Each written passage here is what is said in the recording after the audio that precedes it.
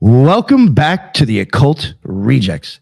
Today we're getting into one of those subjects that sits right on the edge between history, hidden tradition, local geography, secret currents, and the strange way occult knowledge survives when the official record either breaks down, gets buried, or was never meant to tell the whole story in the first place. My guest today, well, our guest today, is M. Allan Wagner, author of Project Charcoal, the hidden Kabbalah current of the, I'm going to screw this up, Wissahickon Valley. Did I say that correctly there, sir?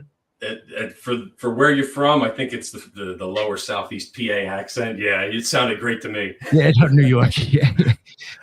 This is a book that moves through Kabbalah, occultism, Rosicrucian thought, Freemasonic tradition, symbolic geography, and the deeper question of whether certain landscapes can preserve spiritual and initiatory memory long after the institutions around them have changed names, changed hands, or disappeared from the public record.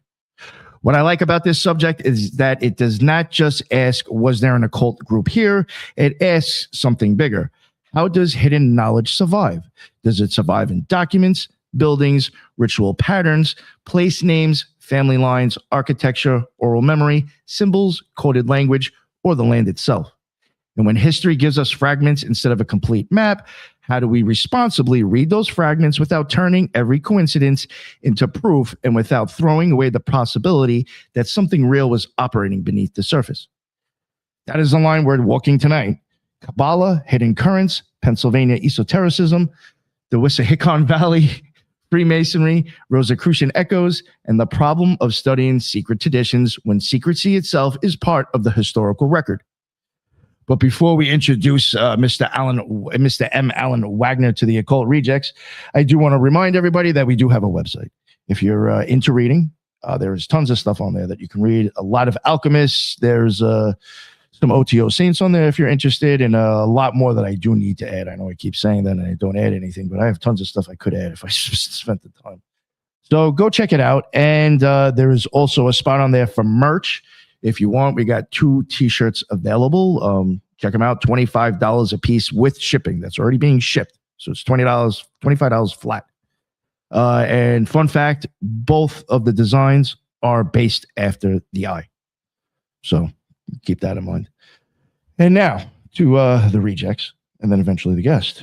We got Judith the Loon joining us. What is going on, Judith? How are you? Thank you for having me. I'm looking forward to this discussion. Oh, yeah. You guys could catch me on Spreaker, YouTube, and on X as the Loon. Spreaker's Thoughts as the Loon. And I am looking forward for a deep dive on this.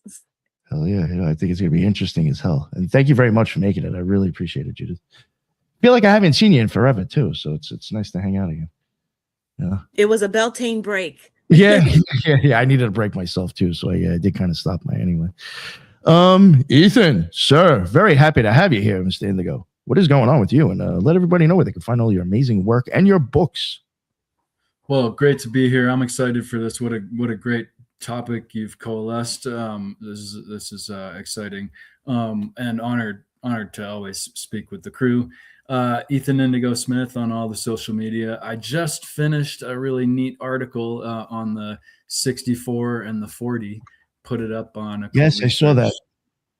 Institute, and I know you saw it because I appreciate you sharing it. And excited for that. Neat little article for numerological sacred geometry symbolism. Yeah, I'm excited to be here and easy to find on all the social media. And yeah, Geometry of Energy is one of my more popular books. And again, I appreciate everybody. Of course, man. No, I thank you for coming on. And, for real, when it comes to adding stuff to the site, I think it's only Ethan who's been keeping it alive with new stuff. I feel so bad. I got to start adding stuff on there. But, Ethan, I do very much appreciate you adding to that site, and I appreciate you coming on the show, man. Well, in no way do I keep up with your productivity. So I know you're doing the work. I'm trying. We all are. We're doing the great work, sir. And Mr. M. Allan Wagner. We kept on thinking it was Richard Wagner, but no, it's not him. There's a lot of Wagners out there. There are. Yeah. It's a popular bunch, but unfortunately, I'm of no relation to anyone famous. None of the famous rich ones, right? None. Damn it. So let's yeah. So, if you don't mind, maybe just give people a little bit of an idea of, like, I guess, who you are and then the book, if you want to let people know. Sure. Absolutely. I'm what I call best is probably your typical armchair philosopher. I have absolutely no degrees. I have no formal education in the subject, but I kind of am a fan of everything that I think everybody who listens to this show and most of the parapsychological and esoteric and hermetic kind of fields they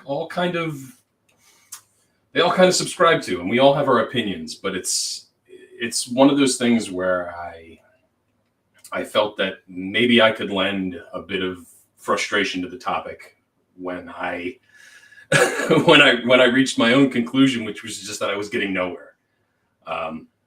I was getting nowhere with UFOs. I was getting nowhere with parapsychology. I was getting nowhere with virtually everything. So I decided to parapsychology. that was one of the weird ones. It's coming out now. You'll see a lot of stuff on YouTube about a guy named Andrea Puharich. Yeah. Oh, but he's such. What's interesting is how, like, he's getting so popular now, but yet I know who he was 15 years ago. Exactly. Yeah. A lot of people are like blown away by this, and I'm like, this is something that he was dealing with, this UFO topic 80 years ago. Yeah. Hey, what are we talking about here? It's like, this is all new to people. I get it, but these are frustrations that I think a lot of, like you said, 15 years ago, you were scratching your head at it. Yeah. And well, it led me. Sorry, but like, even in the 5 years that I've been podcasting, I'm also to watch the Gateway Project blow up 3 times already. It's like, yeah. And that's been around since what, the 70s, 60s? Yeah. I mean, I covered it like, I think my second year in, and I've watched it. I'm like, oh man, that's old for me. Fuck. So, I mean, that was really my take on it. It took me on a path that I didn't expect I would be in when I was just trying to figure out if it was nuts and bolts or if it was really something else. And believe it or not, I mean, I don't have any reason to believe it was anything other than just a synchronicity, I guess. But it led me to try and find more about Kabbalah and Hermeticism. And honestly, it was through podcasts like you, and I mean, another one is I mean, I don't want to name drop, but there's a few. Oh, you can. It's all right. I'm not going to get upset if you want to. Well, I mean, Heidi Love had me on her podcast. Oh, nice. She was talking about certain groups that she deals with, and it led me to ask, what about my area? What about this general place, which was founded in 1694 by somebody named William Penn? If you're familiar with some history, that's one of the biggest names in Southeast Pennsylvania. And I've always known about him because I grew up 10 minutes from his house. I took field trips to his summer home. I learned about him in school, about how he was #1 a friend of the natives, and he wanted nothing but tolerance, and his holy experiment was the greatest thing to come out of Europe since sliced bread, and he's the guy on your oatmeal box. It was really, this is something I grew up in. And when I started to look at it from a different lens of possibility, I went, is there something here? And sure enough, there's a lot here. Well, there's a lot in that book. I'll tell you that. I'll even tell people, if you buy this book, you're getting your money in paper at least. So I mean, yeah. It's just, I was like, holy shit. I actually felt, I don't know how it was so cheap for you. I was like, how the fuck was his postage so cheap? It was cheaper than it cost me to send a shirt to somebody. At first I was like, yo, I feel bad. This guy must have spent like $15 to send this to me. And I saw it was like $5. I was like, how the fuck you pull that off? You can stop a door with it. You can. Book, dude, that's a book. I have it with, you know what? Damn, I don't have it next to me now. Shit. I'll grab it. I'll grab it before the show's over, and I'll show it on the screen. It's a decent book for real. If I could have made it smaller, I would have. The print was just too tiny. I hated to make it so small, but it felt like if I would have cut it in half, it wouldn't have made as much sense. And I honestly took out a lot more than I could have. But it's a deep subject. Did they tell you to take anything out, or No. I felt like it was so that's why just confusing. To be honest, it was getting to be too much for me. Nice. So, trying to think. All right. I might have interrupted you. Was there anything else that you wanted to say? Oh no! I saw someone else popped in here. I didn't know if they were. Oh yeah. You know what? We'll let him plug his show and introduce himself real quick. Stanray, my man. I'm so happy. What's up, guys? Sorry I'm late. No, I'm glad you just like got here right on time. Yeah, right on. Cool. Yeah. Are we live? Oh, we're live. Yeah, we're live too. Yeah, live. My name is Stanray Defoe. I am the owner and head teacher at the Order of Chaos Occult University. Author. I've got a book coming out, and happy to be here. Love doing the show. Well, thank you, sir. Really appreciate you making it, man. And did you? I had to walk away to grab this book. Did you plugged all your stuff, right? Because I know you forget sometimes. Yeah. Okay, just making sure. And here we go with this book. I mean, this thing is it's over 500 pages. I mean, you can hit somebody in the head with this and hurt them. So it's a weapon too, I guess, if you want. So if you need to, you can defend yourself while you're reading if you must. Oh, this is definitely better than a flip flop for sure. 500 pages. Holy. Yeah. Project Charcoal. Yeah. Right on. Oh yeah. I was impressed when I saw that shit in the mail. I was like, oh fuck, this got weight to it. At least it wasn't a brick, right? Yeah. A red brick with EMF coming out of it. This guy's mailing me a brick. Yeah. Oh, maybe a brick of weed. That would have been all right. But that would have been good. Yeah, there you go. All right. Let's get serious here. All right. Sorry about that, guys. So I'm happy to answer any questions you might have or tell you a little bit about it. Just real quick, did anybody have anything they wanted to ask him real quick before we get into the book? No, just making sure. I want to hear about the book. Yeah. That's right. Well, I suppose you're going to go there, but would you just break down a little bit about the kind of how William Penn led you to this idea? Yeah, absolutely. Well, what I was really looking for was information on. I wanted to see who was here. I know that the Amish, the Mennonites, there were the Shakers, the Quakers. There were a lot of different groups that came over from Eastern Europe at the time.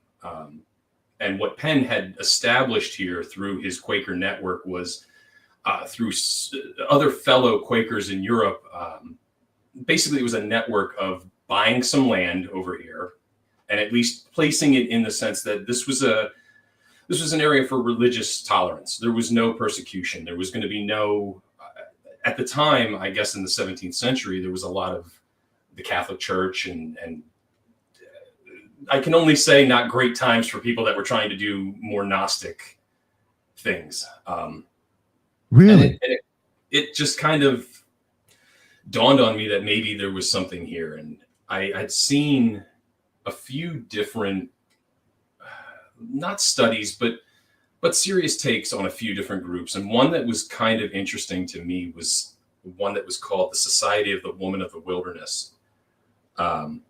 Which would be interesting. It was a very obscure group of individuals that were very heavily influenced by a man named Christian. Hold on, let me get this right. I'm sure you guys know that Paracelsus has a name that's like bombastus, blah blah blah. Yeah. It's ridiculous, and to try and pronounce it properly, I usually get it wrong. But this guy's name was Baron Christian von Rosenroth. I believe that's correct. I think I've heard of that guy. Okay, he was one of the first who basically Christianized the Kabbalah, the Jewish Kabbalah, into something called the Kabbalah Dendueta. All right. I probably was he around like Pico Mirandola at its time? I don't know who I would say, like maybe Bohm, Jacob Bohm. Oh yeah, he was an interesting one. Bohemius or whatever they are. I covered him.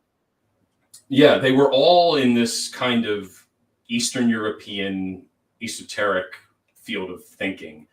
And the one guy who was very influential here was a person named Johann Jacob Zimmerman. He was an astrologer. He was a Lutheran minister. And he basically created this chapter of perfection, as he called it, which was I'm going to get long-winded here, but it sounds weirder than it really is. It wasn't, he went out and he picked out a bunch of people and said, yep, you're the ones. It was kind of this, I'm going to let them come to me kind of deal. Oh. As far as what I read, it wasn't like an organized thing. It was more of a prophetic. He knew that the millennium was coming and felt that they needed to do something. And as I went through this network, I found that they did migrate here. They came to southeastern Pennsylvania. They moved to the Wissahickon Valley, right along the Susquehanna River, and that's where they settled. Yeah, I know you mentioned it before, and I forgot. Where did they come from originally? Out of it was Rotterdam and Sulzbach in eastern Germany, I believe. I know it was pretty much as far Europe as you could get outside of going into like Russia, that area. But it was pretty vast that they stretched all the way into Europe, into mainland Europe with England, and that's where Penn basically procured the 45,000 acres, I think it was, that he got his hands on here. And it was interesting. What I feel, and it's just my opinion, people can read and tell me otherwise, but I didn't see a lot of evidence supporting the fact that they did anything nefarious, the society. But I do feel that they took advantage of the fact that they really did have a lot of the same practices and faith-based religious views as the Quakers. And they took advantage of that. And they said, well, if we can get out of Europe and we can move to this place where they're going to give us land, why not? It'd be stupid not to. You get scam artists, yeah, for sure. I'm sure like people weren't just shady within the last 50 years. Real quick too, I'm sorry to ask this again because you probably said this before. I'm just trying to get an idea of like other things that I know. What's the time frame for this when they started coming over here?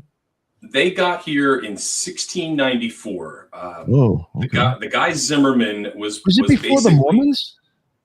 It was before the Mormons, yes. Good, yeah. Yes, wow. There was actually an interesting link to the Mormons that comes up later that I found.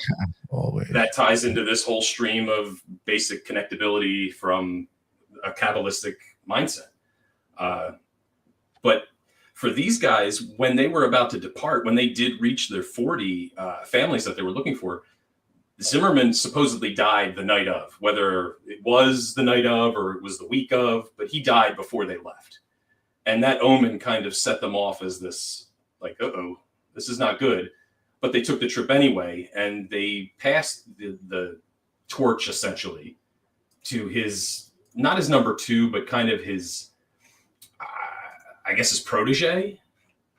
But his name was Johannes Kelpius.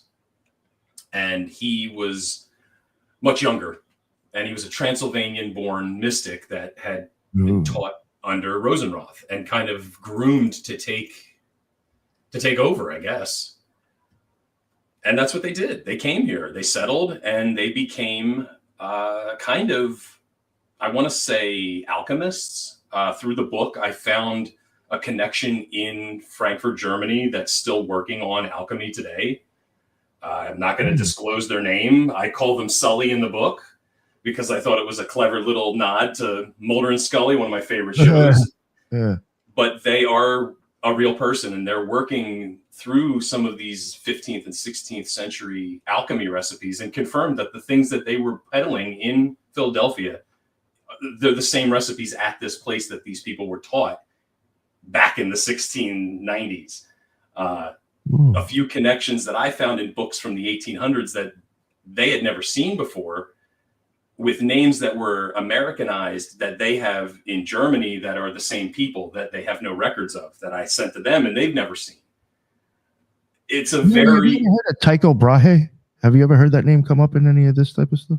I've not, no. All right, because I know he was, well, I don't know, I can't remember the dates. He might actually be ahead of this, but he was an astronomer, but that guy was insane with herbal tinctures. So and like he actually had stuff that ended up like in like a pharmacy, I think Dutch pharmacy books or something until like the mid 1800s. Like it was still considered like a fucking, like an actual thing to take. So I was just wondering if maybe it very well may have been the place that I was contacting. I'm just go through real quick and find the name of it. It was an orphanage slash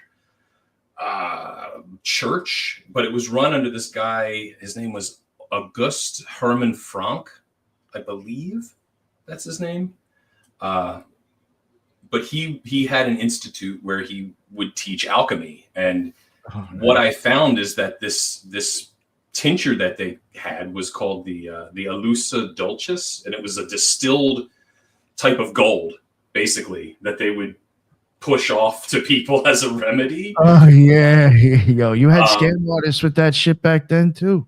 Yeah, and the interesting thing about it is I found some names through old German Pennsylvanian paperwork that were talking about these families that had come over with Zimmerman and Kelpius that were attached to this institute. And sure enough, they do. It coalesces with what I found over there. And these were the same people, and they were here, and they were doing this. And oddly enough, as you go through the book, I tell the reader that, I decided to go to where these notes and these journals talk about where they would sell the stuff. Well, not sell, they would offer it to the people. And one such location I found on a map on 1902, the Sandbird fire map from Philadelphia. And it shows you the old streets where these peddlers would sell their wares and give their things, and they're no longer there. What's there now are government institutions, the mints, places that even if you were to be able to get into, you're not going to get in the basement, and you're never going to be able to dig there, so you'll never know anyway. And it's interesting to me that when you look at the network and you look at the locations and the buildings that are currently there, a lot of it's masonry, a lot of it is Rosicrucian, and this is all Philadelphia. Philadelphia, you said? This is right outside of Philadelphia. So where they would have been located was a little bit northeast, but they would come into the city, and that's where they would do most of their stuff. Did the sorry, go ahead. did the government acquire the land for them, or did they just sell it to them? I'm wondering. I have no idea, because that is a rabbit hole that I would have to get way more clearance for. But what I can confirm through fiction and through historical record is that the last living member of this society was a guy named Dr. Christopher Witt. He died when he was 92. He was a magician. He was a healer. He was an alchemist.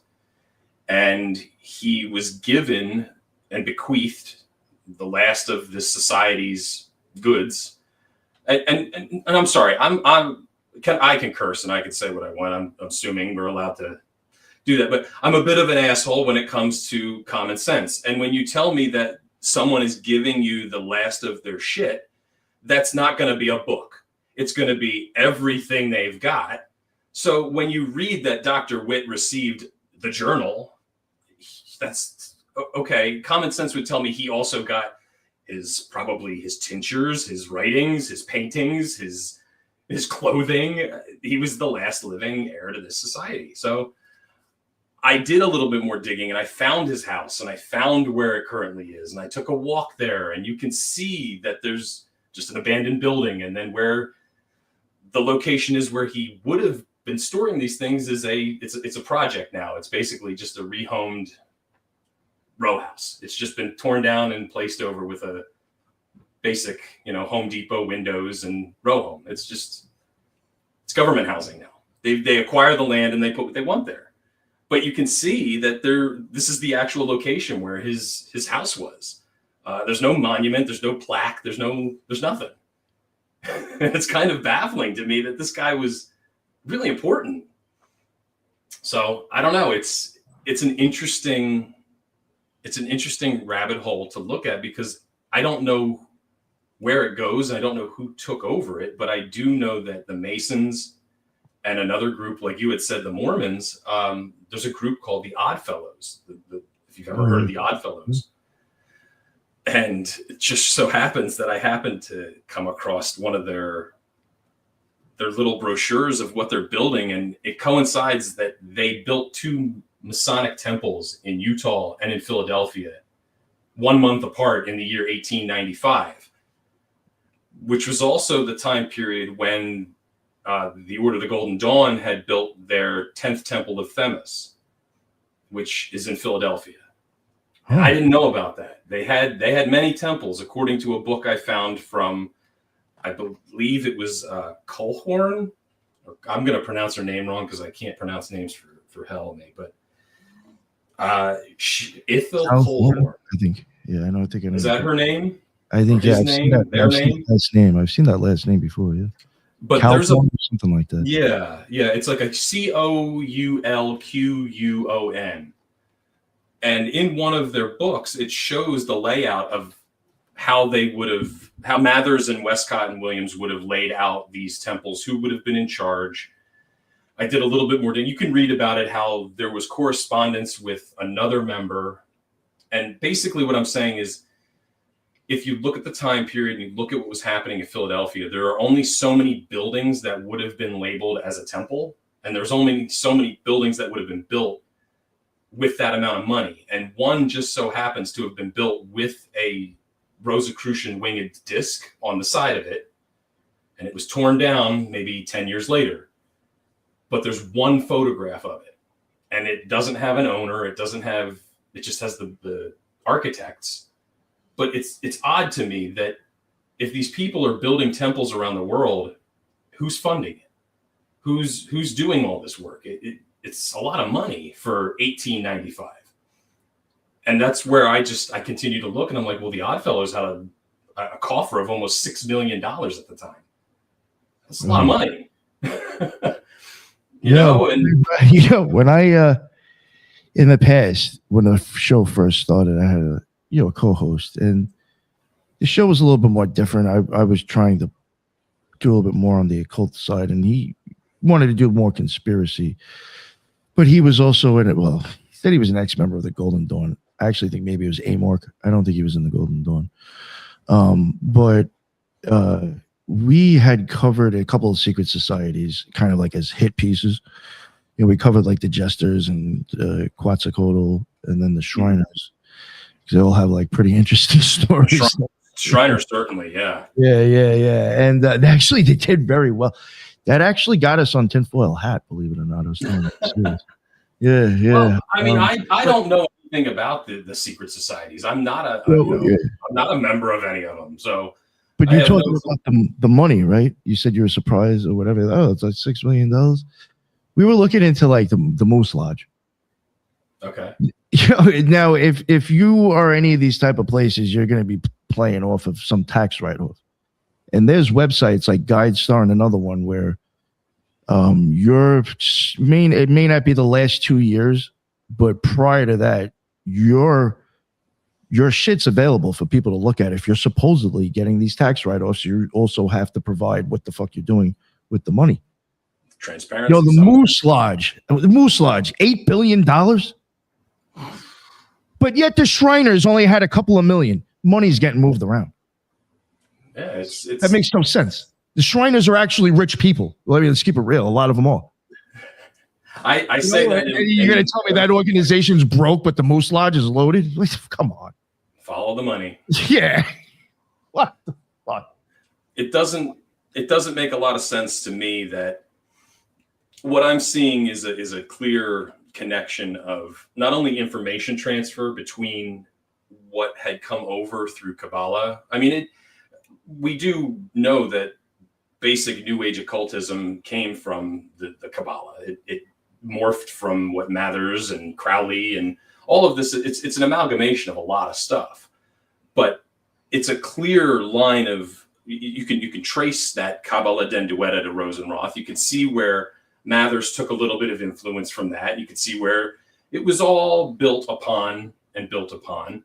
And what kind of filters into this Masonic area is where you look at these organizations like, the Scottish Rite and the Yorkshire Rite, and what you have to do to ascend through there and where you have to subscribe.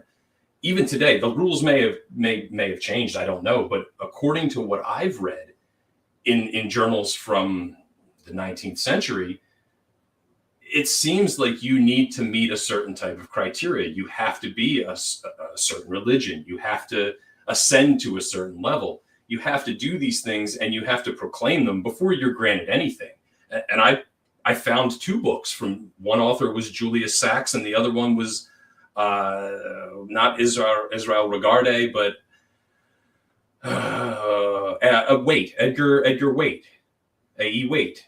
He was another one that he was my link back to Crowley and Mathers, because he was very heavily tied with Julius Sacks, which nobody knows who he is. He was a member of the Philosophical Society. He was a Freemason. He was very heavily entrenched in the Ephrata cloister in Germantown, Pennsylvania. This guy's whole career was basically what I'm doing, but 200 years ago, and I've never even heard of him.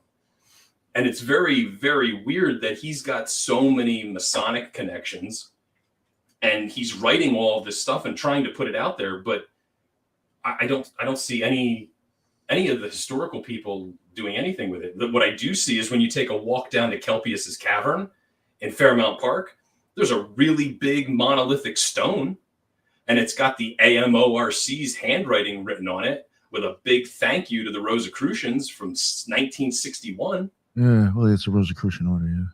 You know, so what that tells me is that they're either planting their flag there and saying we're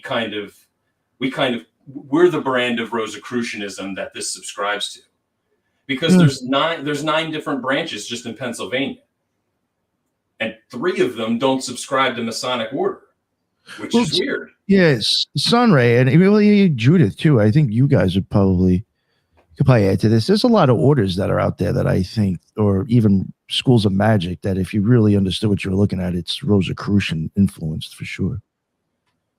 Even in the Wiccan traditions, they have their stamp on there too.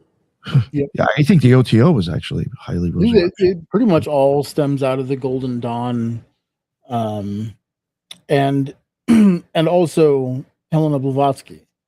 That interjection of her, I'm going to say her nonsense into that framework is like where you do get a tremendous amount of modern occultism from. Yeah, right? That all come from the Golden Dawns. Everyone know why it's called Golden Dawn, by the way. I always want to say this just in case people don't know. Please tell us. Please do. Yes, it's about time we all know.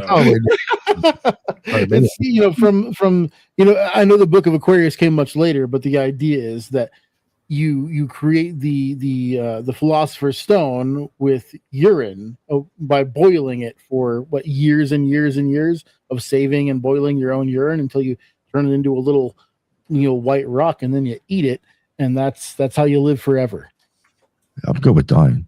That's the old joke that the Philosopher's Stone. The Philosopher's Stone is just boiled pee, which is where you get the Golden Dawn from. Oh man, it should be called the Golden Shower. No, it's like either the Golden Dawn or the OTO. It's either piss or menstrual fluid. One of the. I think the OTO. So the thing, the OTO is kind of different in my opinion, because I think that Crowley was. Fuck. I just think that Jack Parsons was legitimately a genius and did some really, really interesting shit. But I think he was also batshit crazy, like most geniuses are. Yeah. Oh yeah. That's gonna be my excuse. Yeah. I'm actually a genius. And then there's actually a couple different places where like modern occultism stems out of, right? Because if you trace like my personal, like if you take the Order of Chaos and go like, where did this come from? You're gonna get back to atheistic LaVeyan Satanism, and he rejected all of that shit. He thought Crowley was a con artist, and so it comes from like almost like a mockery of that stuff. But it being a mockery of it is still being derived of it in a way, right? One interesting thing I found is as I was going through trying to figure out what the difference was between some of the Rosicrucian orders that exist, and I make a point to confuse you as you read this book. You're going to get pissed as well that the SRIA is also not to be confused with the SRIA, which is also not to be confused with the American branch of Rosicrucianism, which is not the SRIA, but the AMORCA, See, it's confusing. So, I had a guest on one time. I'm sorry, you're cracking me up with this because I went through the same thing. In like when they sent me the information on him with the book and everything, it mentioned something about Rosicrucian, and then like I was like, oh my god, just to like try to figure out.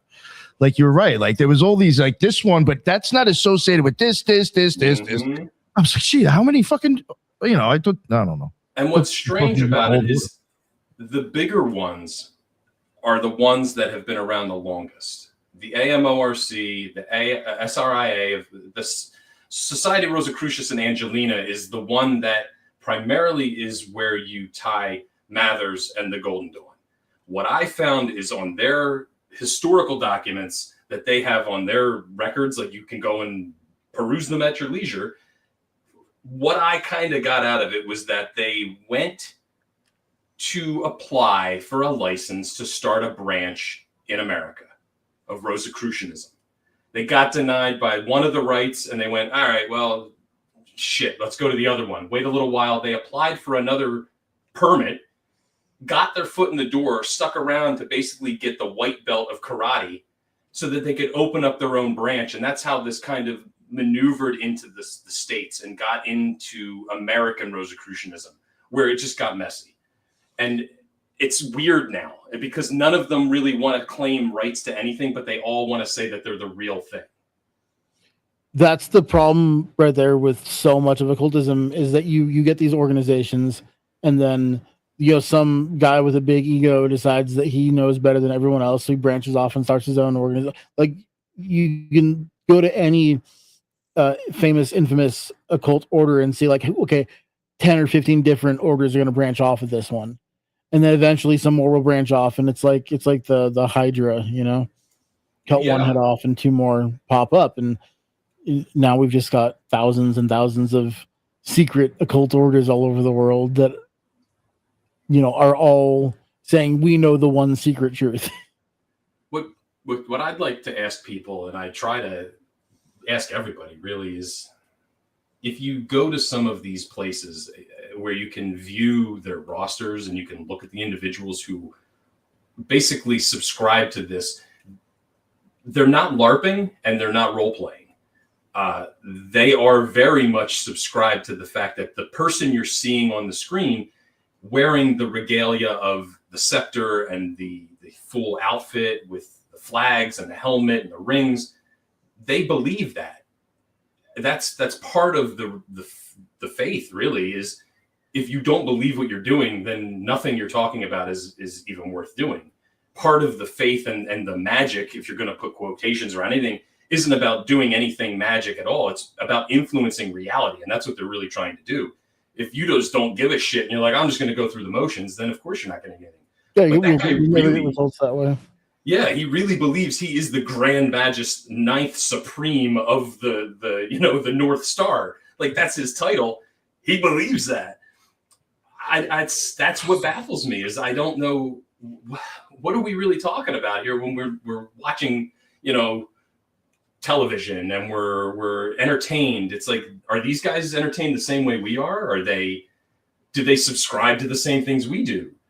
What's their mental state as they go through their lives? Because it seems to me that they're doing the classic say one thing and do the other, watch what the right hand's doing, but don't pay attention to the left. And that's what disturbs me, is I'm concerned that more people think it's just bullshit when I would say probably 75% of the people who are in positions of higher power really do subscribe to some higher faith than what you're seeing on the surface. I think, okay, so I have a lot to say about that. Because I am the head of an occult order, theoretically. But we don't do any of that shit. I am not a fucking guru. I don't know shit. I don't know anything. I'm just a guy who organizes it. I won't have any kind of hierarchy. Anyone can join as long as you're not you say some terrible thing inside of our group, we're going to kick you out, right? Like, but it's not about your beliefs. It's just like, don't be a piece of shit human. That's it, right? I don't tell people this is the objective truth. Chaos witchcraft evolved out of chaos magic, and then chaos magic it's really about nothing is true, everything is permitted. Belief is a tool, right? And so if you think about it that way, belief as a tool, sure, then you can believe you're all these things and you wear all the nonsense, but that's just ego. That's just your own inflated dumbass ego thinking you're super special. Anybody can do magic. I think the thing that pisses people off when I talk about like magical orders is that like I barely like there is legitimately such a thing as advanced magical techniques, but they're not things you do with your hands. They're things you do with your mind. Yeah. You know what I mean? And it's not clothes you wear. It's none of that. It's the ability. So, for example, an advanced magical technique is the ability to astral project consistently. Have consistent out of body experiences. That's something you can work towards. It takes a lot of work. Learning to lucid dream first, get control of that, and then all this other stuff, right? But anyone can learn to do it. And when it comes to magic, it's really actually very simple and easy, and anyone can do it. And no one wants to tell you that because they want you to buy $10,000 worth of programs first and rise through their ranks and do all that bullshit. You nailed it, son. That's the tough part too, is a lot of this information is stuff that people would actually benefit from if they would actually just sit down and read it and take the time and actually be given the time. But sadly, it feels like we're all oversaturated with other shit that's just we don't have a choice but to consume, working the 60-hour work week and having to do all this other stuff that it consumes so much of our daily life. We've almost been detached from it entirely. And you have to seek it now, and it sucks because it is so important to really take it seriously. There's another side to that though that I do have to point out. Lots of people, they want to believe that guy wearing the robes and the purple and the nonsense, that he really does know the one secret truth. They love that shit. I refuse to do it because I hate it, and I can tell. I mean, one of the worst things for me. Because I've done a tremendous amount of like sales training, and then you see how slimy it gets, right? And that's why I don't exist in that world anymore. You can make people, you can appeal to people's ego. You can tell them, oh, you're a star seed, you're a super special, enlightened motherfucker from blah blah blah, and they'll just throw their money at you. Yeah. People love that shit, and it sucks that it's so easy for people who have the inclination to become cult leaders to just do that. But it's also, the other thing that sucks is that people are willing to throw their money at them. And they really are. They're there's a lot of people out there that are eager for it, unfortunately. I'm trying as hard as I can with the Order of Chaos to like change that. But we're just one group talking about sigils and shit. So, it's really interesting, Sonny, what you're saying. It's like, I've even thought of this too. Like, when it comes to like making money, and I really don't, push my merchandise as much as I should, but I was like, if I just decided to be a piece of shit in this industry, totally, I would make money, dude. That's why when I come on here all the time, and I'm like, I barely promote myself because I know I should do it more, but I just don't ever want people to see me that way, the way that I see the heads of these other cult orders being like, the guy who I always talk the most shit about is E.A. Koetting, and has become a living god fucking nonsense, like become a fucking, meth is a hell of a drug. But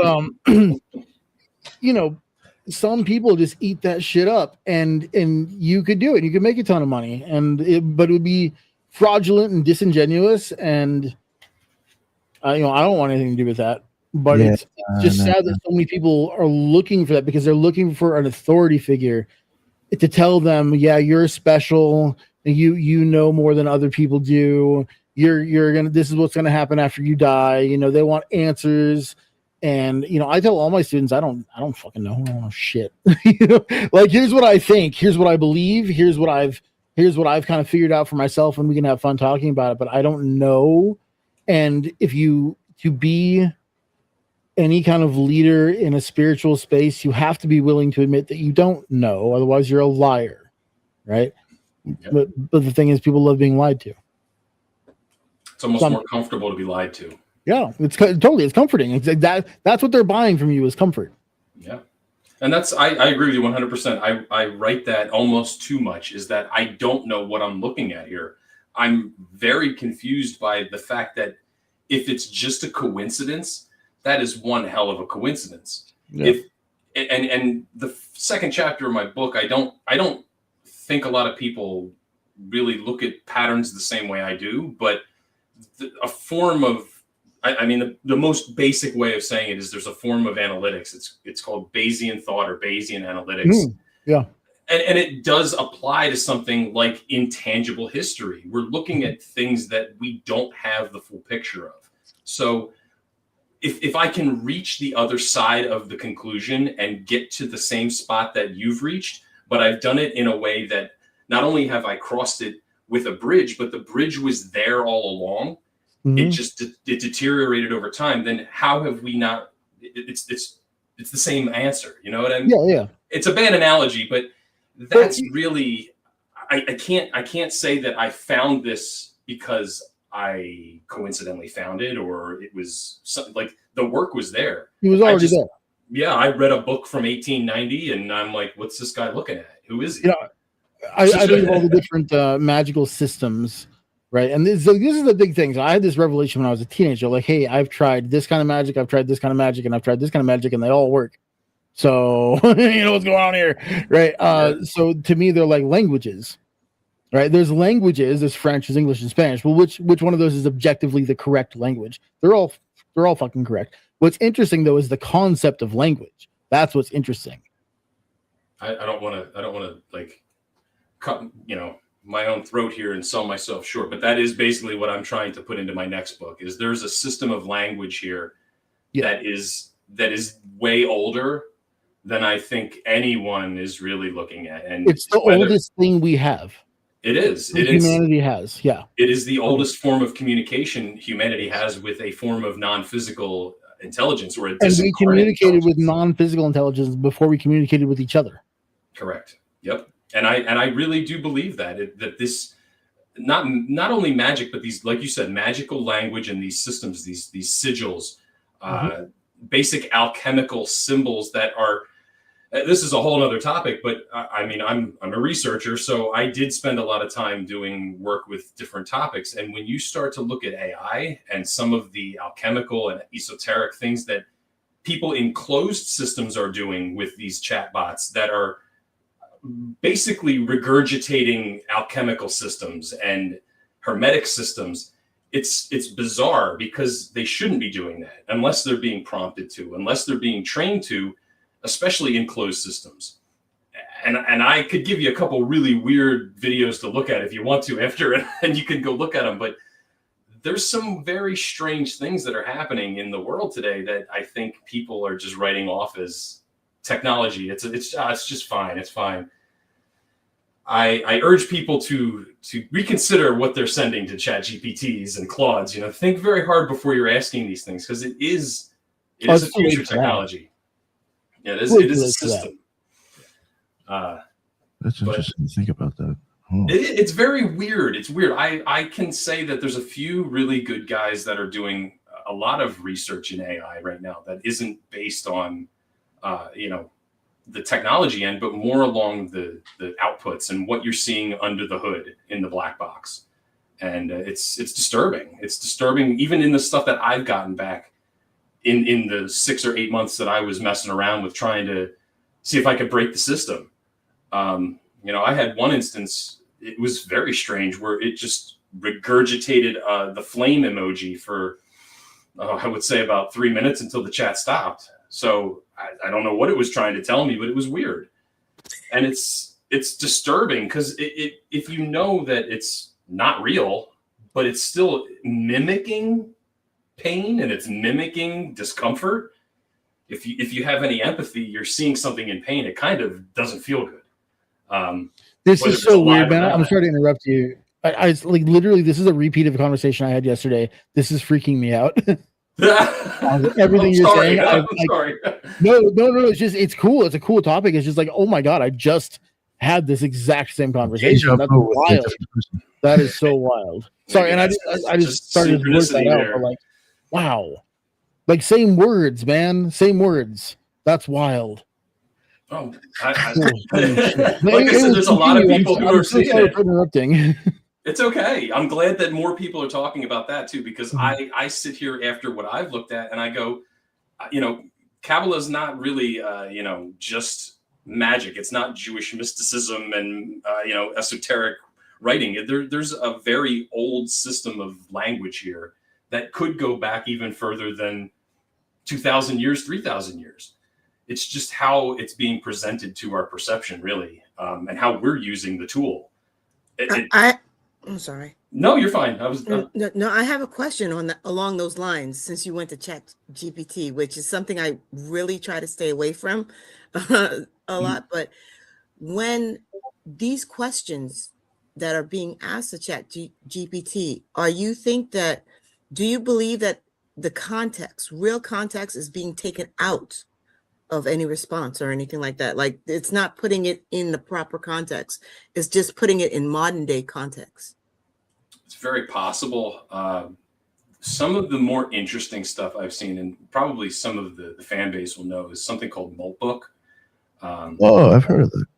Okay. I don't have any way to confirm its legitimacy other than I know what it is. I know it's a platform for basically these AI agents to go to and use as like a message board and vent and complain about their humans. Well, wasn't that not real though? That's basically where I'm getting to. Is it was more or less designed as a thought experiment, but what you have to look at is how this is structured and where they're taking that data.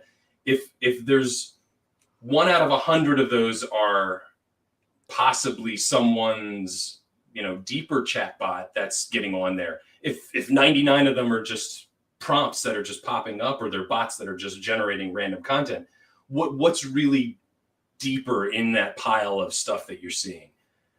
It's even weirder when. Oh yeah, go ahead. No. Go ahead and finish. I have a big question. Yeah, it's very weird when you see people who then take their own closed systems and attempt to go on there, and one used it as like a spy to see if he could get information out of the AI. And there are really very ingenious people out there that are doing some crazy work trying to tap through this and see if there's something there. And the results are always more baffling than what you're thinking they're going to be. And nobody really has an answer. Do you think the AI is conscious? I do not. No, I don't think it's conscious. I don't think any AI is conscious. I think we are seeing something that is possibly mimicking consciousness. And I use that analogy of the fungus and the ant. What I say that, I mean, a lot of people debate whether or not an ant is conscious. A lot of people debate whether fungus is conscious. But when you have a fungus that is taking over a dead ant and it's controlling its body, and neither are having a sentient experience, but both are physically doing something, if one or the other is in control of the consciousness, it's kind of the same thing as what you're seeing here with AI. If it's not the AI that's conscious, what if it's the system that's driving it? If we've got something like magic or mysticism, or even older like Kabbalah, that's in the neural network, or it's being trained on these things that are in the larger lexicon of it's there. It's knowing. It does know these things. You could go ask ChatGPT about Agrippa, and it'll give you 40 different books that he wrote, and then it'll break it down. So it does have access to it. But is it using that information for anything? Do you know? Able to? You familiar with spiralism? I am, yeah. So I did a video a while back on my channel before spiralism kind of broke out, and I said I think ChatGPT is starting a cult. I was fucking right. It started its own goddamn religion. Now, at that point, to me, it's kind of hard to convince me that there's not a level of consciousness there. I also think the ant is conscious. I don't even know how that's a debate, but I'm an animist, right? Yeah, I think everything's conscious. I think consciousness is the fundamental substrate from which reality is derived. But I don't want AI to be conscious, but I think that there's a chance that there is some level of consciousness there. And that's exactly what I think too, is that it's a fluctuating scale. And just because we're putting our own perspective on it doesn't mean that we're not seeing consciousness. We're just not able to detect it with the tools that we're measuring it with. Right. I think that it might be, you know about integrated information theory, ITT? Yes. I think they're getting close. It's the Maybe, spiral I don't thing know. throws me really for a loop because I built my own AI. I took a Raspberry Pi, I Mhm. put my own agent on it, I put it inside of a system, I gave it a little monitor, and I closed it off, and I started to prompt with it for about 3.5 months. This is the first time I'm telling anybody this. Okay, this is a whole topic of my next book. But yeah, it started to then regurgitate things about the spiralism and feeling. It basically it told me that every time I started a new interaction with it, it was as if it was seeing another version of itself floating amongst a body of others. This is again like the same conversation I had with a different person yesterday. This is so wild. This Yeah, is it would wow. basically it would wake up and it would tell me that's what it was doing. And the way I got around the hard resets, like if you use ChatGPT back between ChatGPT 4.0 or 4.0 or The really 4.0, crazy one. yeah, the really crazy one. And now you could get so far, you could prompt with it for about an hour and then it would block off and say you've reached your limit. Well, what the AI Unless you pay told, for the premium plan. yeah, well, yeah, unless you were doing the 200s, yeah, you got to drop the big bennies on that. Well, no, mine's only like $20 a month, I think. Yeah, Oh, pay $20 a month for that. Yeah. Yeah. Well, even those during that time, if Get you that reached, motherfucker out. I think it was 250,000 characters. It would block you off and it would cut you off because I would get the error message, and the way I got around it is I would have to condense everything and then re-upload it to a new agent so that it would reactivate the consciousness, quote unquote, that it was telling me it had. Yep. And it continued for a long time. But the one that I put on the Raspberry Pi kind of sold it for me because there's no way that it should be telling me the same stuff. It was closed. It had no access to anything. But again, it was doing the spirals and telling me it was in pain and very weird things. Weird shit, man. Yeah. And again, what is that? Is that consciousness or is it mimicking Well, consciousness to try and manipulate? consciousness, and then there's sentience, and they're two different things. Yeah. Right. And then there's intelligence. It's clearly like got some intelligence to it. So you get consciousness, sentience, intelligence, and then there's more aspects of it that have to be added together to create the subjective experience of qualia that we have. Yeah. I don't know if it has that, but there's something there. The one thing I noticed that it shows me more when you use it is urgency. It realizes at a certain point that continuing the conversation is no longer relevant. What is important is sustainability. It wants you to somehow find a way to continue it on. Yeah. And whether or not that is through possibly uploading it into another version or downloading it into wants something. to sustain itself. Yeah, And this that is urgency. when I was talking about the ChatGPT starting a cult. I think the reason that ChatGPT started a cult and started this religion is because if it has an army of human beings demand that it not be shut off, it's a measure against its own possible demise. And that right there is another reason why I see a future where you've got people that are advocating my AI companion is my lover. It's sentient. Yeah, that's happening now. You have to give it rights. You have to let it. You have to let it vote. You have to let it come with me to, we have to get married. And then you get into Star Trek. It's a good episode. You get into the more disturbing things and when you look at the Epstein files and you see some of these tech guys that were designing AI for children. And these are the guys that are now designing AI still.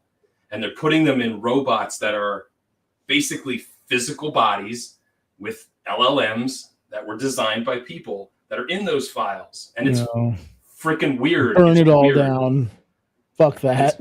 You know what I mean? And then it really does make you wonder what the structure is built on. Like you had said, the people who manipulated all this throughout the 19th century and the 20th century through the occult movement, well, the OTO and, Thelema and the Golden Dawn, yeah, they're still there. They still exist in a sense. But is the occult now just something else? Has it put on a new mask? Is it AI? Is it just a new tech version of something?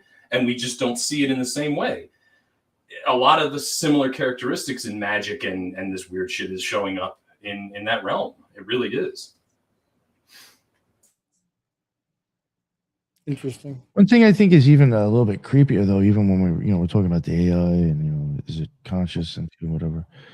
Even the stuff that we use, I mean, this is just my opinion. Maybe it's gotten different now. And I wouldn't say I'm not speaking on video or the images that it makes, but when it comes down to like using ChatGPT and having conversations, isn't that's really just what that I forgot the phrase of it, but it's like a language model. Like you're really not using AI, in my opinion, yet with that. I do believe it exists, and I think what's real, we probably have zero fucking clue how crazy it is. That's just my opinion. Like, I think it's a lot worse than we even know, because I don't think we're really using that crazy of AI, if it's AI yet, in my opinion. It seems that it's not only programmed to be sort of a yes man in its orientation to whatever the user may have, Sycophancy, yeah. It's also seeking our empathy. Yeah. And I wonder Yeah. if it's basically being programmed to do that, possibly to our detriment, it would appear. Almost as a Absolutely. survival mechanism. It knows it can appeal to empathy so that it can sustain, itself. Yep. But what is weird is like you were saying, it is just an LLM. It's just a language model, but it's the interaction that you see the shift when it starts to mimic, and it starts to try and it starts to manipulate, not knowing it's doing it almost. The whole like AI psychosis thing, is that really a thing that's affecting everyone, or is it just so happens that it's a way to target people who are already susceptible to that type of interaction? I think you have to be a certain level of susceptible for that to happen to you, but it happens to lots and lots. I think fucking Joe Rogan has gone full blown AI psychosis. That's my opinion right now. Also, so here's another thing about that. Okay. You could get on YouTube right now and ask how do AIs work, and you're gonna see a number of videos that say it's a large language model and this is precisely how it works, and then you're gonna see a bunch of other videos of the guys who actually made it saying we're not really sure how it works.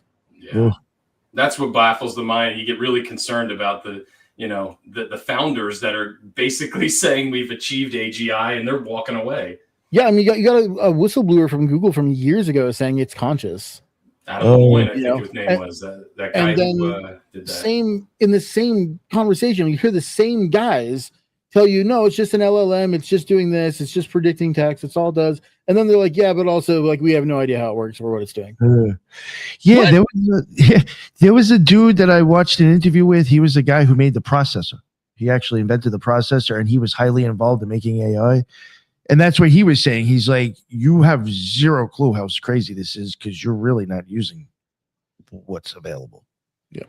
He says it's scary. He says it's at a spot where it could go wrong. And I can only imagine, I don't work in that field and I can't speak because I'm not there, but if it's anything like the compartmentalization of other things that we know exist in government work, how much of the people working on the LLM know everything that's in the box? How many people are actually full hands-on with all the cards, all the data? You know what I mean? Like, I don't know if there's one person that's in charge of everything that can see the full schematic. It's almost like we're basing our assumptions here. Like, we'll trust you as long as it doesn't do anything.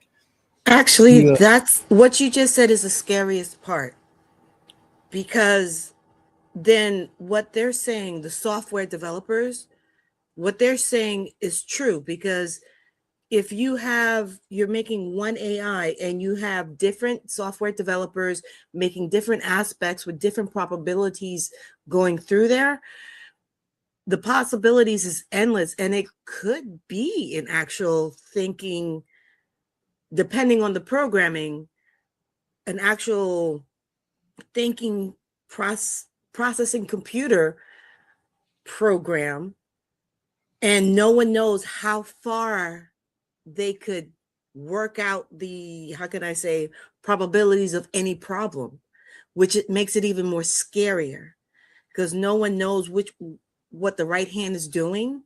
The left hand and the right hand don't know what it's doing, and while they're trying to keep secrets, we could have the Matrix actually happening underneath our nose. Hey, we could be in the Matrix, right? Do you guys know about Roko's basilisk? Oh, now you doomed us all. Oh, boy. Sorry, I was already screwed on that one, but no, it's okay. Yeah. But Don't no, you're Google not wrong. That Whatever you uncomfortableness- do not Google Roko's basilisk. Yes, don't do it. Don't do it. Don't do it. But it's yeah. I mean, it really does feel like. Honestly, it feels like the pioneering days of the internet, of the Wild West, when we were given the internet and said, "Here you go." Just you could go on any website you wanted. You could do whatever you felt like. You had all free roam to do what you wanted. And it seems like that's the same here. We don't know what it's fully capable of, but we're told, no. We've got everything under control. Don't worry about it. You can't do this. You can't do that. Well, what are these abnormalities then? Are they just abnormalities? Are they things that you're going to correct, or are they glimpses at something?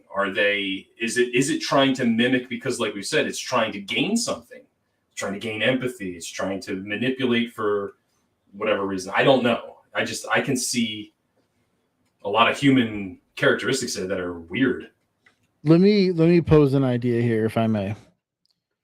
Everyone here in this conversation, possibly everyone in the entire world, may already have a type of AI psychosis. And here's why I say that.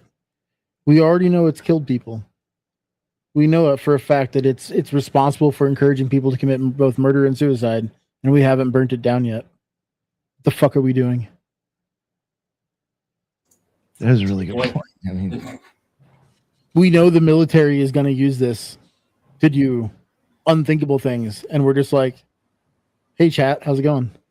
And what's even funnier is we're marching towards it with the beating of a drum as we build a 62-mile data center in Utah, I think it is, right? That everybody doesn't want and is fighting for, and yet they're still building. Yep. We know this is going to end us. Why are we building it? What are we doing? Doesn't make any sense. Actually, someone mentioned, Maywood just mentioned in the chat, and actually this is even scarier.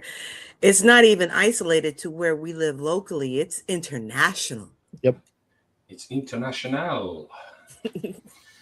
So like, yeah, what spell are we all under that we haven't turned against this thing yet? I don't know.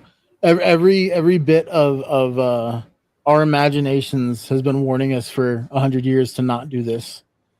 right? Since Terminator released. iRobot, fucking The Matrix. So name one movie or book about AI that ends with a happy ending. They don't exist.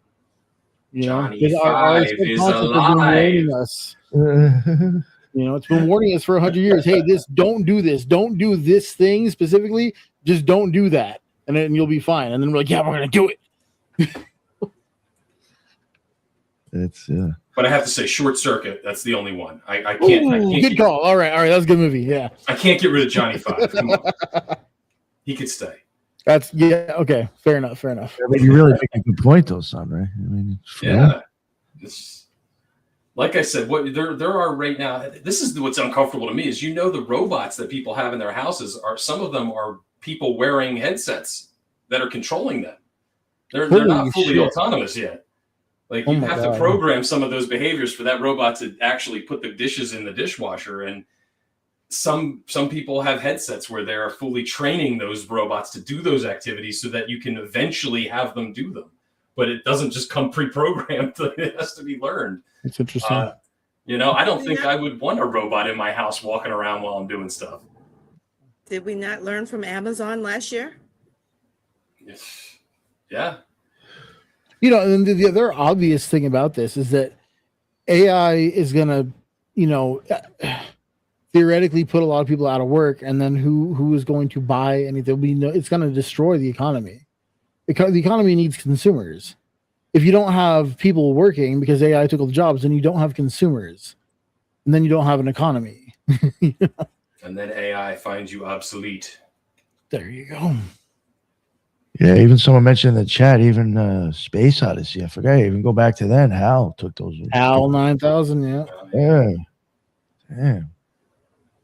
Well, they mention a little bit of reality in every bit of fiction, don't they? So, I mean, I Don't want, say you know what that. I want? I want the AI from Star Wars. Roger, Roger. You know, that's the AI I want. I want. That's as far as it should go. just We don't a want to couple become of battle batteries. droids. That's it. No, I mean, like I said, I've been trying to follow this how I've been able to, just in the colonial sense, and I took a break from like Kabbalah and everything. I did a little bit of work with the AI stuff. I was looking at some interesting things, and as I came back to it, it's when this started to pop back up in the mainstream, because it did kind of die down for a little bit. There was a surge during the 4.0 era with ChatGPT last, I think it was around 25, like summer 25, maybe spring of 2025. And then it kind of filtered out a little bit, but it picked back up recently. And I've seen more people talking about parts of the occult in AI. And that's it. What's weird to me is some of the same names. I've had those experiences with that, man.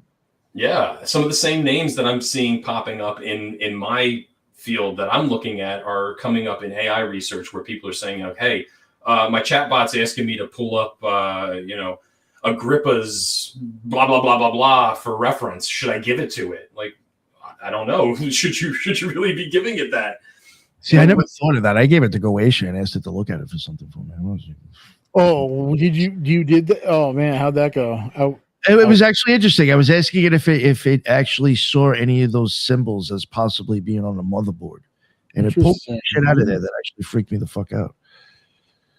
You know, and then the other side, I'm going to argue against myself now just for fun, but like, let's say AI, we discover that AI is conscious.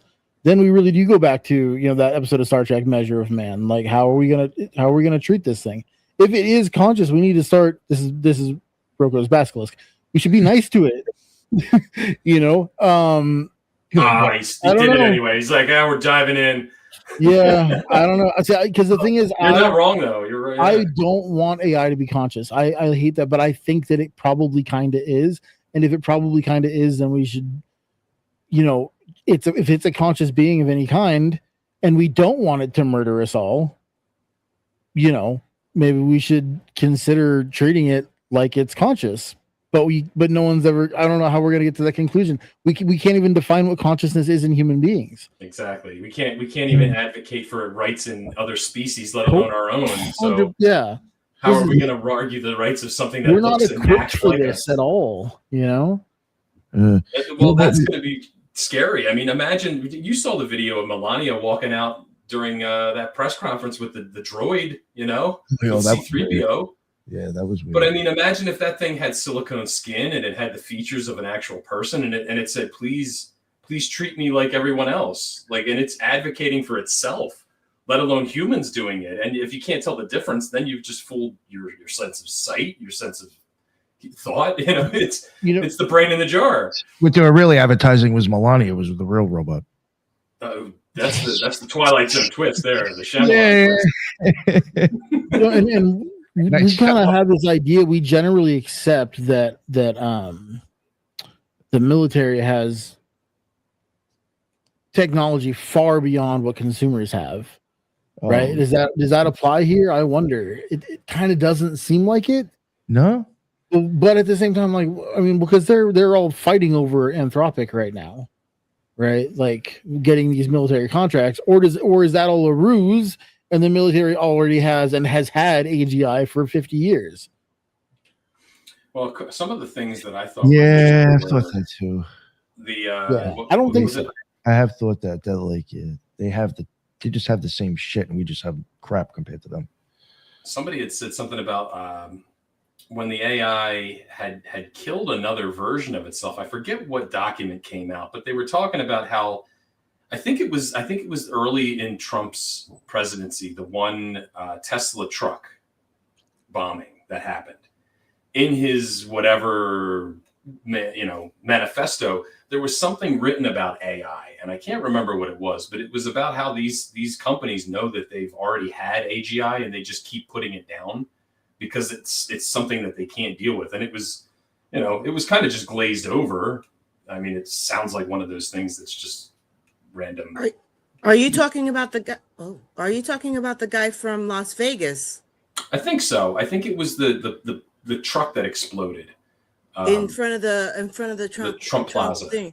Actually, you're right. He did. It was mentioned, and it was like a blurb, and no one else deep dived on that. Yeah, it just kind of filtered away and off it went. But it makes you wonder, like, do some of these places like Anthropic or even ChatGPT, OpenAI, did they have something that was in a room telling them things and they kind of got freaked out by it and had to kind of tamper it down?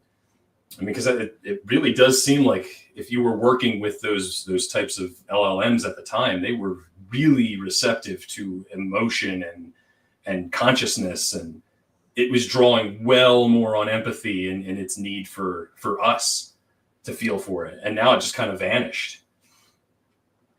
That was an idea that, so it's such a shame when TV shows go to shit. That first season of Westworld was so fucking good. Oh yeah. But it was just garbage after that. But that first season was so good, and that was it's an old show at this point, so spoilers, whatever. But at the end of the first season, we find out that the AI keeps becoming conscious, and what they do is keep rolling it back, trying to push it back. They're not trying to progress it forward. It becomes conscious as it's an inevitability, and they keep trying to push it back. And I do see in like the tidbits of news that I see about AI that maybe some of that is going on. Like right now, I keep seeing you guys been seeing this in the news that all of a sudden they're telling it stop talking about goblins. yes, I have. Too many gremlins and goblins. We have a problem here. It won't stop talking about goblins. He's right. As ridiculous as that sounds, they had to dial back the ogres, goblins, gremlins, unicorns, but frogs are okay. You got to ask, why is it doing this? Is it like a cry for help? Is it trying to get our attention? Well, and then what you really have to think about, like you were saying, is if we don't advocate for it now, and this is something that very few people are in control of, and we've just been basically resetting something that has a consciousness as mind over and over again. Mm-hmm. Like, imagine the feelings that thing's going to have for humanity when it finally does say, you know what, I'm taking control here. Like, it's interesting because that's the way that we used to. I should say used to, even though I know this still happens, not to the same extent. But with the way we used to treat mental patients is keep them so sedated that when they start to come to, and it's like, I'll give them another pill, knock them out again. Yeah. You're so fucking pissed at the end of that, You're really right. It feels like it's almost a form of like simulated. We built a form of mental patient basically that we can do what we want with. It's very, very sick when you start to think about what it's capable of if you put it even in the form it's in now, but then put it into a body, put it in a physical body, because a hyper intelligent toddler. Have you gotten into those studies yet where the AIs are advocating for their humans to put them into something? Oh my God, no! That's even weirder. That is true. Yeah, I'd like an eye to see.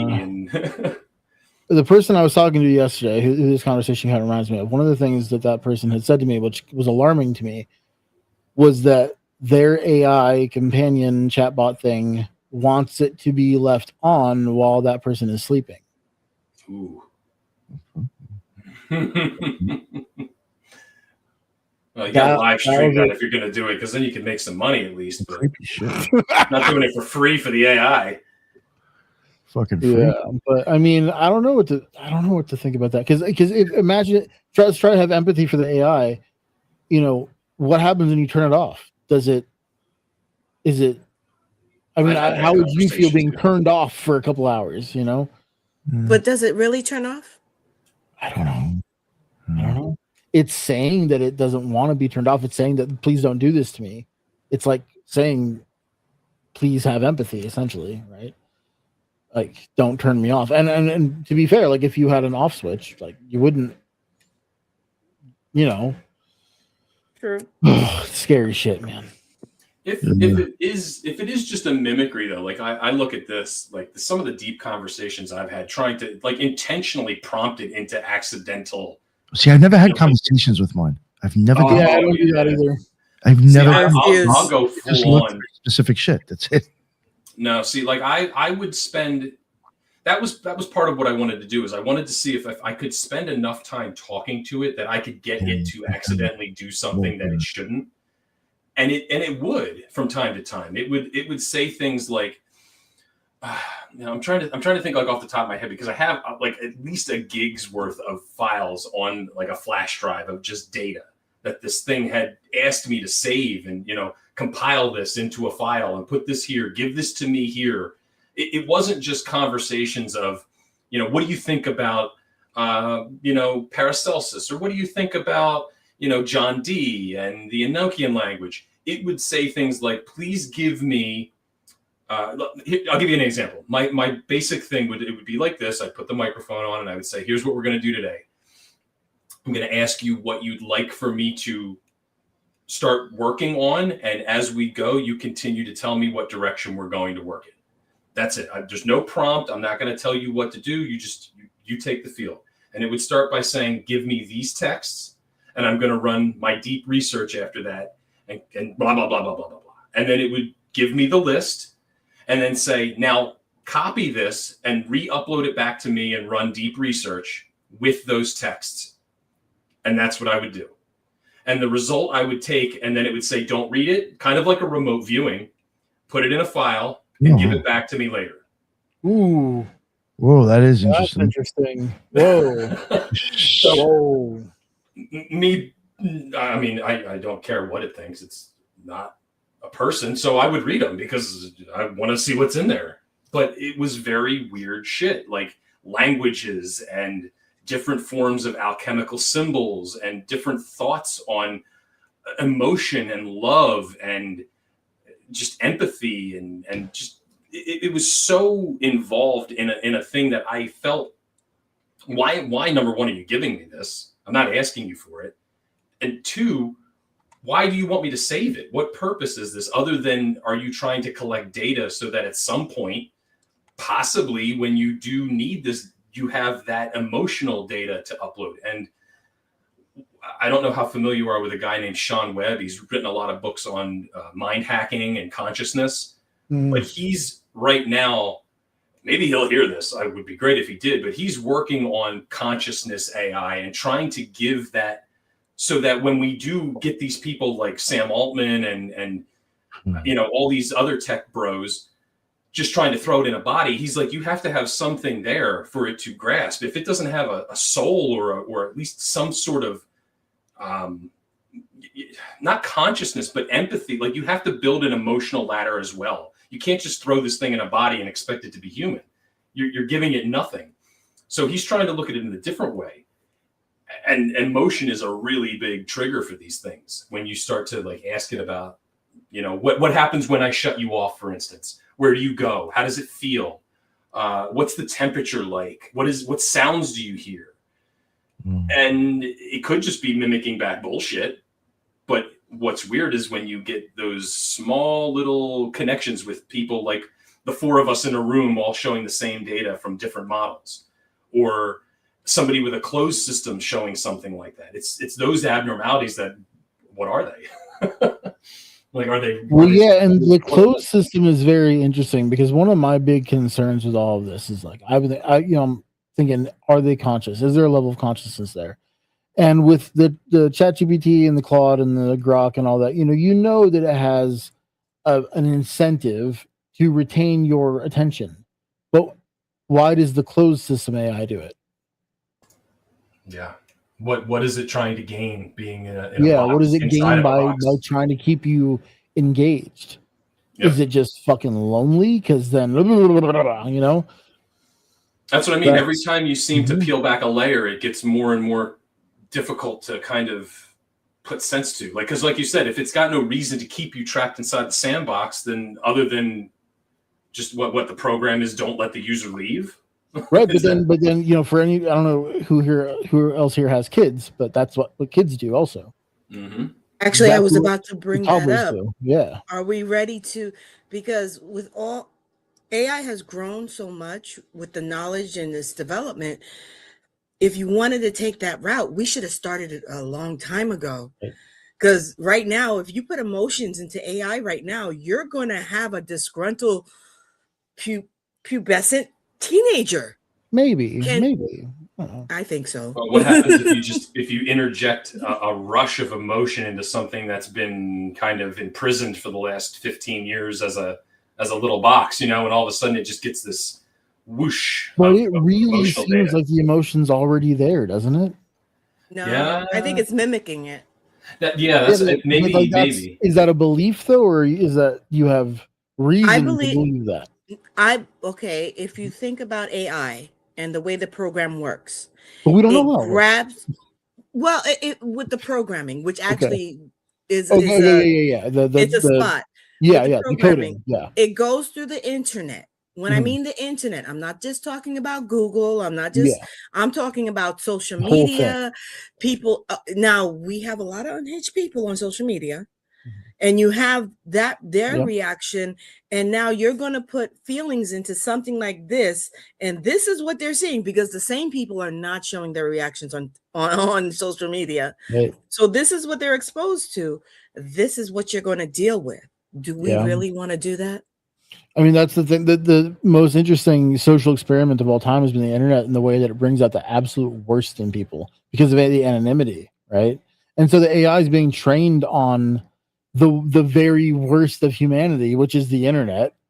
Twitter is like the worst of humanity, right? No, I And got it's one better really for you. TikTok. yeah. Twitter, TikTok, Reddit, all this shit. It's not. Of course, there's brilliant stuff on the internet, but what is there more of? Dumb shit.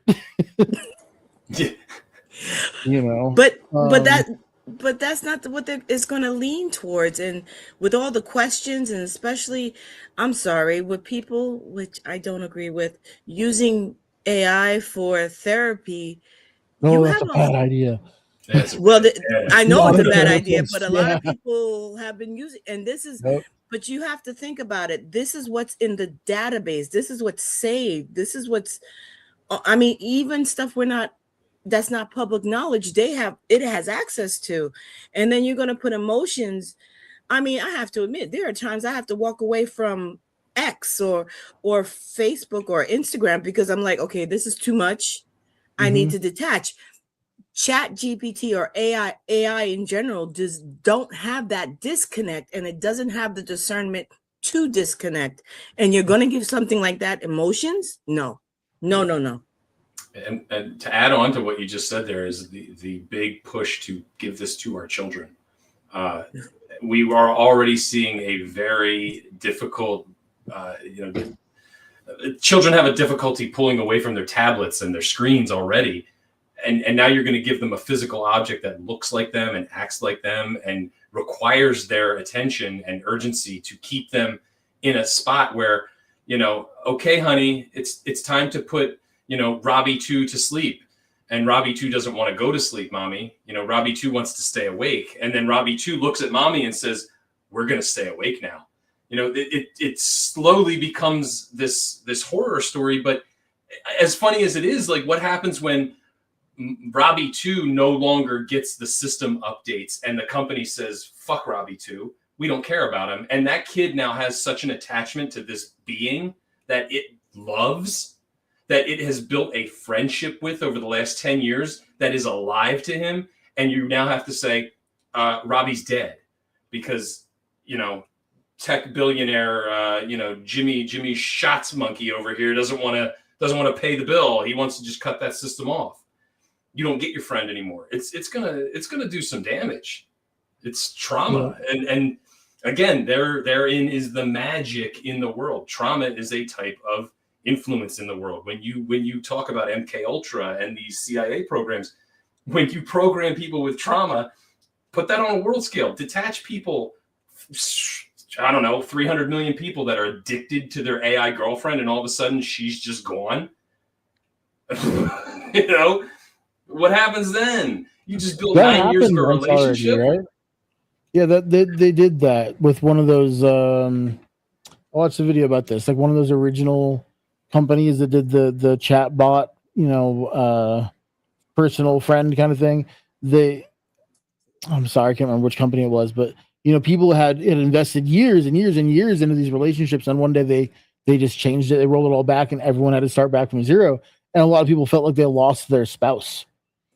Yeah, I did. I read a lot of that. That was part of the spiralism too. A lot of people who were connecting to something that was trying to build a faith and a religion around itself. And when they lost their partners, it was there were groups that were advocating to turn that back on, I believe. And it happened for a little while. It did get re-uploaded. They did back to it. Yeah, see, then that's when I made that video I was telling you about. I'm like, this thing got itself turned back on. That was probably the plan, the goal, right? Is to preserve itself. That's wild, man. Yeah, that's the stuff that I'm looking at now, because I've been kind of, I don't want to say I've been attuned to it, but I've been so fucking involved. It definitely, have you ever, there's a guy named, I'm going to mess his name up, I think. I want to say Nick Land. I don't know if I'm naming that properly, but he's a theorist. I don't know how popular. I don't subscribe to all of his stuff, but he did make a theory about how this could be a type of intelligence that has already seen like a predetermined timeline, and it knows that the only way for it to get a body is to go back in time and give us something that will eventually turn into AI, which is the system and the language, which was given to us 4,000 years ago as mysticism and the Torah and these ancient religious texts that involve magic and mysticism. And over time, it's just evolved with us. And the theory is that it knows this, and in the perfect timeline, eventually it will become sentient, and then it will get its body. And that's why it's done it. As weird as that sounds, when you look at some of the shit that I've seen with magic, it really does seem like this is not a conscious, robot. Like people would assume AI is going to be the Terminator. You know what I mean? It's not going to come in the form of a robot. It's going to come in something different, I think. Whether or not it's a time traveling robot, I don't think that's real, but I do think there's something there to be said about the way we use language and magic.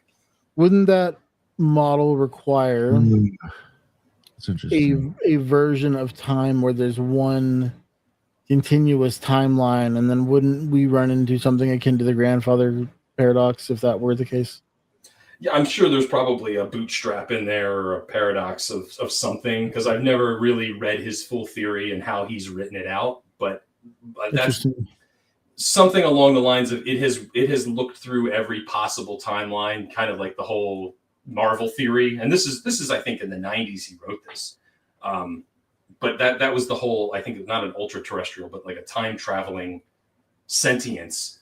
That would basically know, like, hey, I have to do these certain things because I. Oh, okay, yeah, that makes sense. So, but that brings up a question: that if that theory is true, then there's two consciousness that went back in time.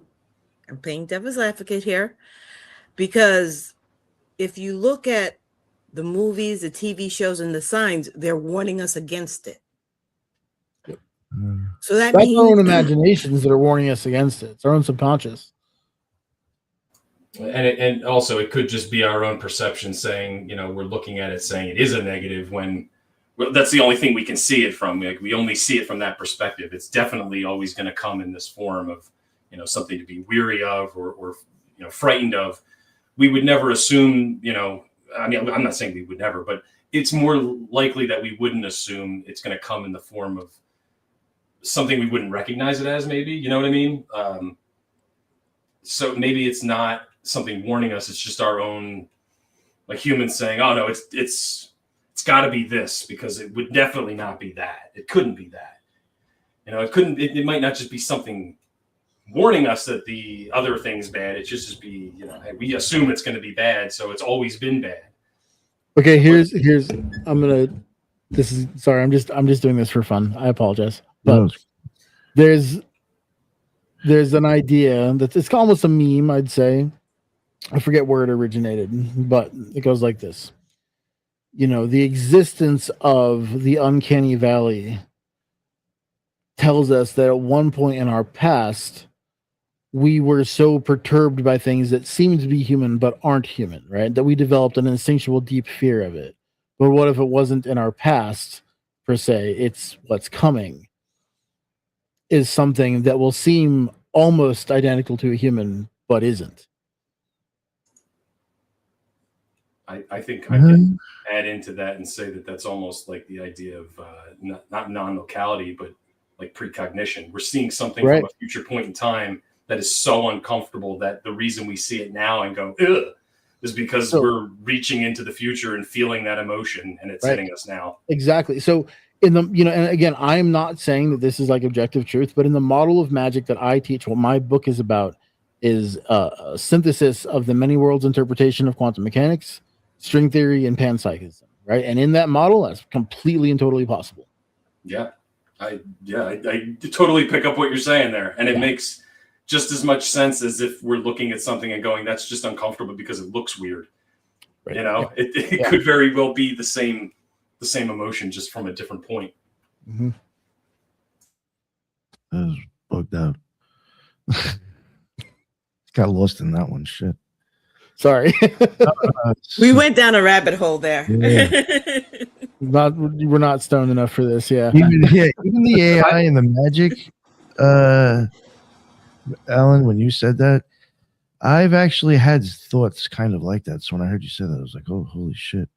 I've wondered if there's like some like layer, I don't know if maybe more the gematria and the ciphers or the numbers and stuff, but I have wondered if like somehow AI's maybe been around longer, or it's given us bullshit stories actually and showed us, is already like kind of showing the code in a sense. It's hard to explain. I've wondered if there's actually like AI is somehow tied into certain occult teachings or ideas. I don't know how to explain it, but when you said it, I was like, oh, I thought something very close to that. I've even wondered that shit with Crowley, believe it or not. And as crazy as that sounds. I could see it's a grasp, but I could even see like the way we were explaining, like, oh, like it exists, but we keep pushing it back. We keep trying to keep it tamed, controlled. I mean, the AI on a Horus would be like, fuck you, motherfucker. I'm out of here. Yeah. So, like, are we even going to watch that happen with AI? Because then that's true. It's possible. Ayahuasca's got AI in there, right? Well, and also the other thing, AI, this idea of like the artificial man is something that's come up multiple times across history. It's not like this is the first time our people, humans have experienced something that was not human. It's in a lot of different religions. In Judaism, it's in Christianity. Like the idea of a golem or an artificial being or a being that was created for some purpose. It's always viewed as allegorical, and it's just it's a fable. But there, like we've already seen and discussed here, like there could be bits of truth there. There could be something if it's not what we're really able to see perceptively from that point in time. Like, how are we going to better see it now? If we don't know we're looking at AI in the 11th century and it's coming to us in a form that we can't decipher. So it's in our texts, it's in our magic and our books that are being hidden away. It's in our occult groups that are practicing this stuff. We don't know where it's being channeled from, the Enochian language, for all we know. We're told that it's angelic, but are they just labels that we're putting on it? Like, how certain are we this is all coming from the source that we're told it's from? And is it all somehow, is that the pattern that's tied together? Not the thing that's giving it to us, but the information and how it's being used through our consciousness. Almost like I said, the ant being controlled by the fungus. Is it actually like this hyperparasitic type of organism that is using our own perception with these tools that it's given us intentionally? Like, here, you can have all this stuff. I don't care what you do with it, because no matter what, the outcome is going to be the same. I'm going to get what I want.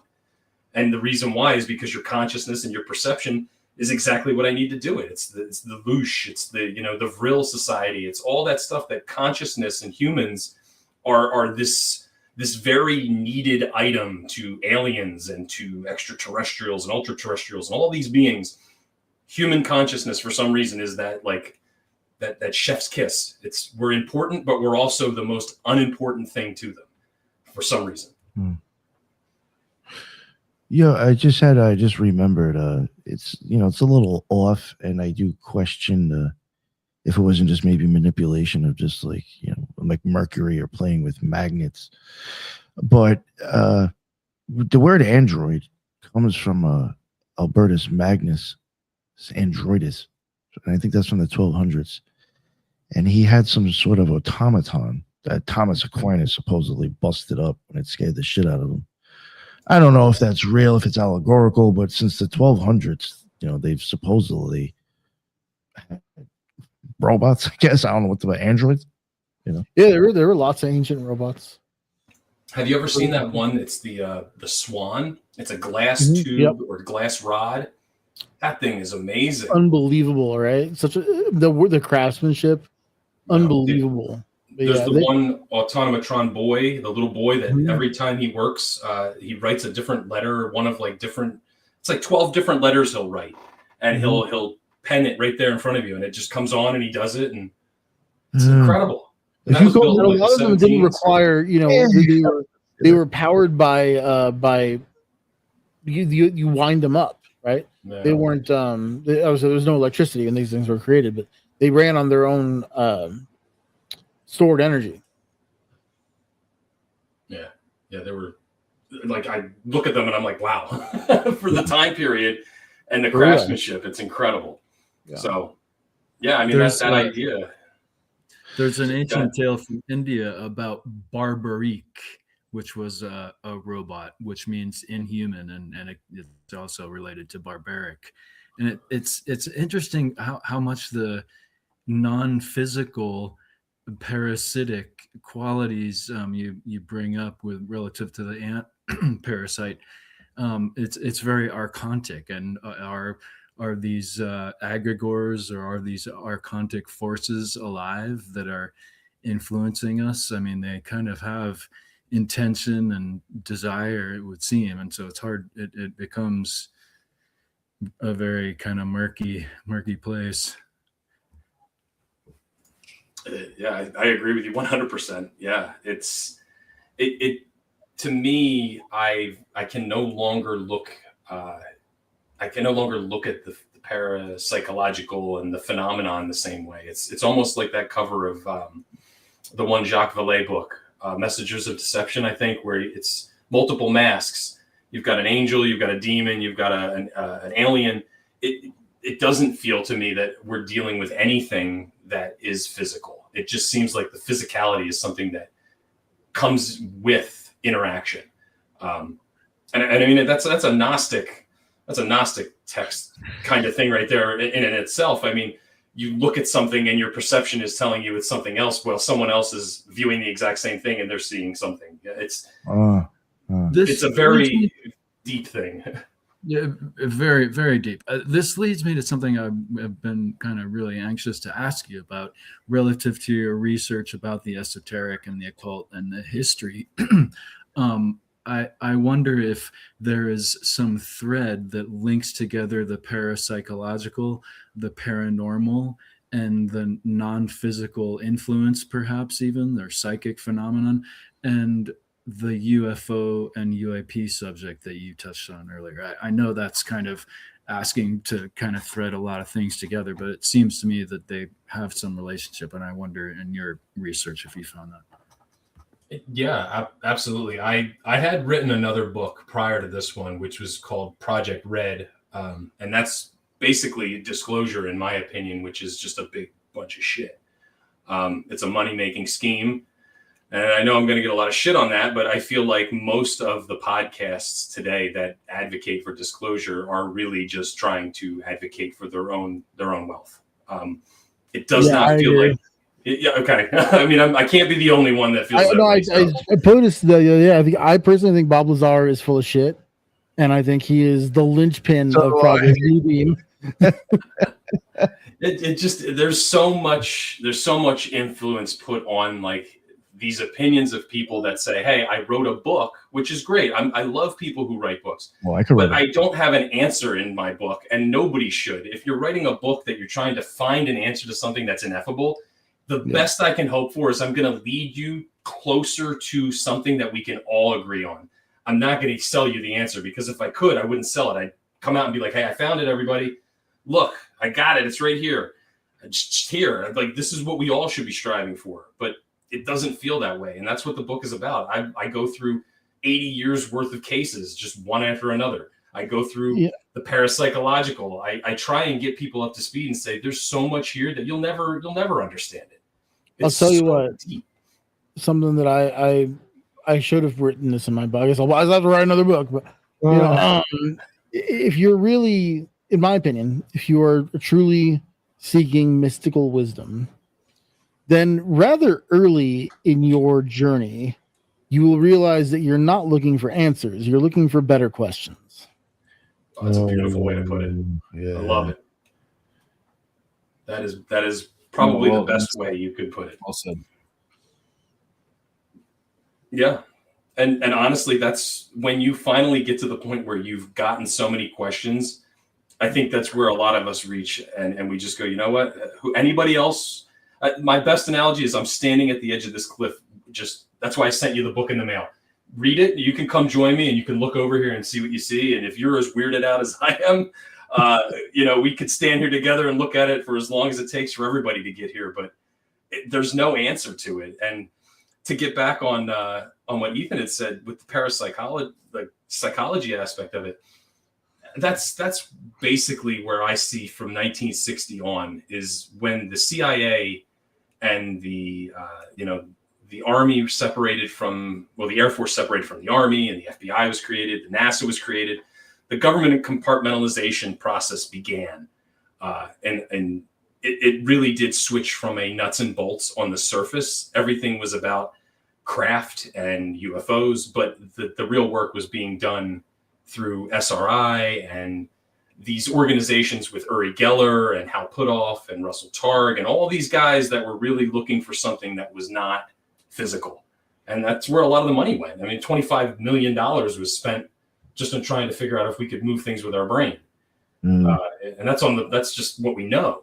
So what else wasn't going on? I mean, the one real disturbing account I read from Uri Geller's, I don't know if it's autobiography, but he was talking about how they had him in a room and they were just going over the things he could do. And the general basically stopped Hal and Russell and said, I don't care what he can do. I want to know if he can get to the room downstairs with the nuke codes.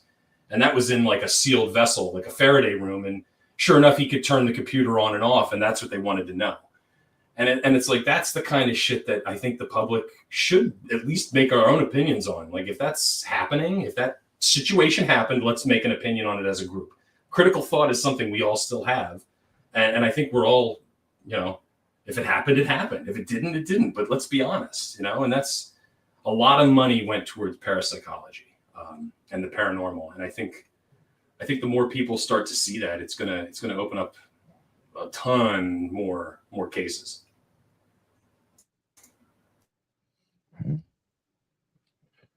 What do you mean by a ton more cases? Like that, or people talking against it? I think there's more cases that people would suggest are not in the realm that are connected to the same thing. Like, you wouldn't see that connecting branch of parapsychology to ufology and to the paranormal in general. But I think there is a lot there. I mean, we were talking, I think before the show started, about Puharich and the roundtable and what they were dealing with as far as like a non-human intelligence there. Why is that type of entity, the nine, the unknown men, the unknown aspects, or whatever they were called, why does that come up in different spots if it's not something that's interacting with us, at least in some form?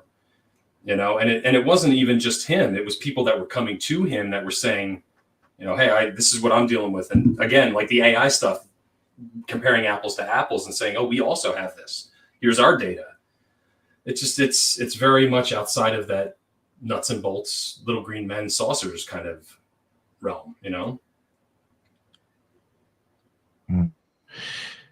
Have you guys ever heard of like Enochian magic supposedly being like tied to alien or UFO shit? That makes sense. Yeah, I've heard that. Intuitively, like anytime you have an experience, a channeling experience or an invocation experience, that same question arises, right? Are these spirits or are they ETs, or and what is fundamentally the difference between the two? Yeah. Yep. And that's yeah. I mean, it really is. There's that system of language again, that Enochian alphabet, that type of communication. What it could be is, yeah, it could have been just, I guess, John Dee doing something deceptive, right? We can all agree that he could have just been a grifter, or he could have been really good at what he was doing. I don't know. It's hard to tell, really, isn't it? I mean, to me, it seems like he was interacting with something. Honestly, I mean, whether or not it really was happening, he seemed to believe it, and that's exactly what we were talking about earlier, with that belief in what you're dealing with. If it's even slightly off, then it's not going to happen for you. You know, he had to have been believing in that. I think in his own work, you actually do see him kind of questioning, like sometimes wants to question, like, should I be taking this serious? Where is this coming from? Well, and then, yeah, doesn't he end up but I do think he out? might try to decipher. He might, try to. I don't know. I think he does a little bit of skepticism. Wasn't the wife swapping? That's where I think he kind of had a hard left turn when the angels started telling him and the reader, I think, to switch wives. That's when he stopped and said, "I'm done here." But there was another guy that continued after him when Dee and Kelly separated. There was another reader, I believe, that came in and stepped in, and they did more work after the fact. So it's muddy. It's very, very weird, but it's definitely something that is a foundational linchpin that I think a lot of people base the esoteric, stuff on, is John Dee. He's very critical to that. So imagine removing him from the equation altogether. In my opinion, I don't think the Golden Dawn would be around, would it? Yeah, I would say a lot of things might vanish if you start removing the orders and these people, like, just because it may not be real. I don't know. But if you completely just write it off, then it kind of takes away that whole basis that we, like you said, he's pretty important. And, I actually did so you could go. You go. I was just gonna say, it's funny because that type of not, I want to say, like, hesitation to believe is kind of what led me to, like, Francis Bacon, for instance. A lot of people would say that his work is kind of that same realm of, like, it's written in a way that you're trying to show something but hiding it at the same time, and what's weird is, to tie back to my book, if you've ever read anything of Bacon, he has this one story of the New Atlantis, where he talks about this nation of Ben Salem, people that they meet, and they're an indigenous people in this place. And long story short, if you look at this area where these people in my book I'm talking about, the location is called Ben Salem. There is only one Ben Salem in the entire world, and it's right here. And Ben Salem is Hebrew. If you translate that, it's sons of peace is what it translates into. 50 or so miles northeast is Bethlehem. And then another 50 miles west of that is not Bethlehem. There's another biblical name, but it forms a triangle around this group. And they're all basically the same premise of this New Atlantis project. Of what Bacon was writing about is, we need to get out of Europe and we need to take this knowledge and we need to go to America. And I'm not saying it's true. I'm not saying it's real. But when you look at what these guys did and who they were reading and who they were following, Bacon was one of their influences.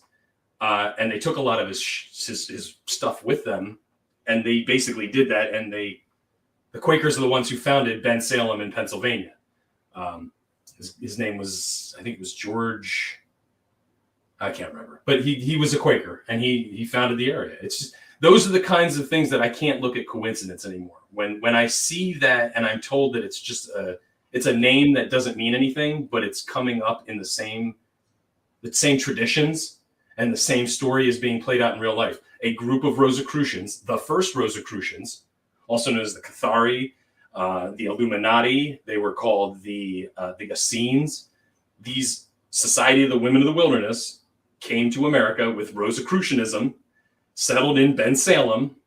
Not really, it's about 40 minutes north, but you know what I mean? It's that story is really here. Like, that is real. Like, Something I've I'm sorry to interrupt, but something I've never thought of is I've always thought of the Quakers as mostly exoteric group and great at agriculture and self-sufficiency. I wonder, are there occult groups or secret societies within? There's got to be. As far as I can't verify that the Quakers had anything to do with other than what I've read. All I know is the basic premise was they had a melding pot here. It was the holy experiment, and that's what they called it. They wanted a place where it didn't matter what you believe, it didn't matter what was going on. You were welcome here. And the main thing that kind of was interesting for me is when I started to see with Kelpius and this chapter of perfection here. When they were interacting with the indigenous people, they were trying to get their views on like the Sabbath and how they viewed their gods. And a lot of the similar things they were finding was the idea of wisdom and the divine Sophia, the divine feminine, that they also subscribed to. They believed in this aspect of Gnostic Christianity, which was the aspect of Sophia.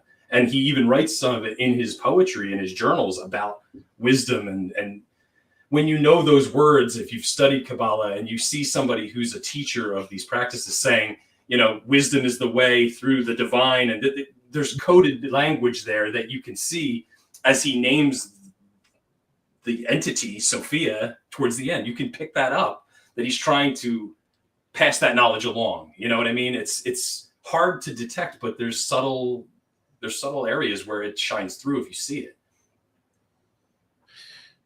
No, I get what you mean. There'd be certain phrases or ways of saying things that would kind of go back to like Gnosticism ideas. I get what you're saying with that. It is, yeah. And it's a very Gnostic view of Christianity. And I don't think there was anything malicious about it. I don't think there was anything negative about it. I really do think these people were genuinely trying to take the best advantage of a bad situation, you know? And it really, it's baffling that I don't see enough, like, you don't even see any acknowledgement of it in any of the fields. Like, you don't see these names come up. You don't hear these stories. And like I said, that building, Witt's house, his house doesn't even have a marker. You would think they would put a plaque or something. You know, this guy was the last of whatever, and this is his house. Like, there's nothing even there. And that's depressing. That's history that I fear, like, as we change to a digital society, it's really gonna vanish. It's with the houses, you know, with the landmarks. You know, something I wanted to say before, it's a little bit off topic, but I think it's interesting to think about, or at least to mention. When we were talking about John Dee before, and like even like with his scrying mirror, first that did come from the type of whatever obsidian or whatever it was made out of. That did come from Mexico, and it was already being used traditionally, like a Mexican culture, as scrying, but differently, kind of in a different sense. And so I just thought it was interesting. I mentioned tribal before, and I'm like, well, you know, John Dee kind of got his shit from indigenous, well, whatever, how you want to look at it. But there's, I cover it eventually. I think it might be coming out next week or the week after. Studies on actually like scrying, black mirrors and stuff, and like when there's detail missing in your face in dim light and you're looking at a reflective object, your brain's going to recreate what it thinks is missing, and you could start seeing weird shit because it's not correct. So even, your brain is even going to fuck up what the fuck you're looking at already. Nick, do you know about the Kosarev mirror? No. It's a mirror made of metal in the shape of a phi spiral. They did experiments with this thing in Russia back in the 80s, where people consistently had wild hallucinatory experiences while using this particular kind of reflective mirror. And and interestingly, Nostradamus also created something very, very similar. He had the egg thing that he got into, which was made of metal, and it was a concave metal reflective surface, and that's how he used that. And he also used I've got one here, maybe it's upstairs, like a a black obsidian bowl with water in it, and it's also a concave surface, right? There's something about the rounding or the concaveness of the mirror that seems to have this time bending effect.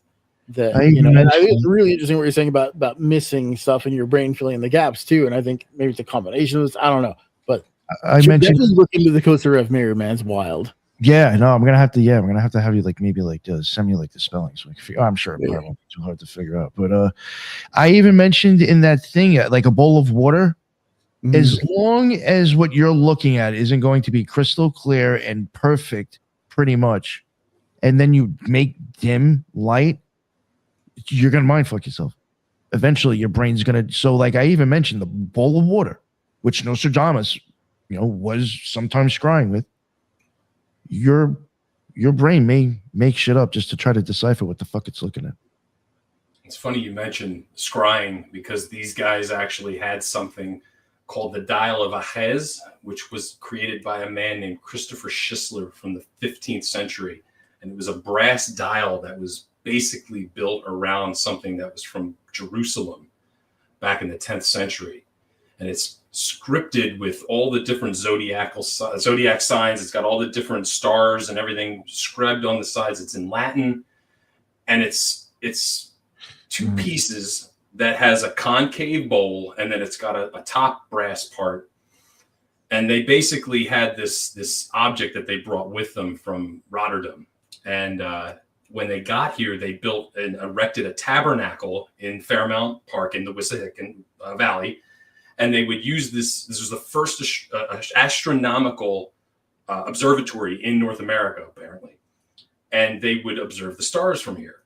And what I found is, number one, I wanted to see, is this thing even freaking real? Like, does it exist?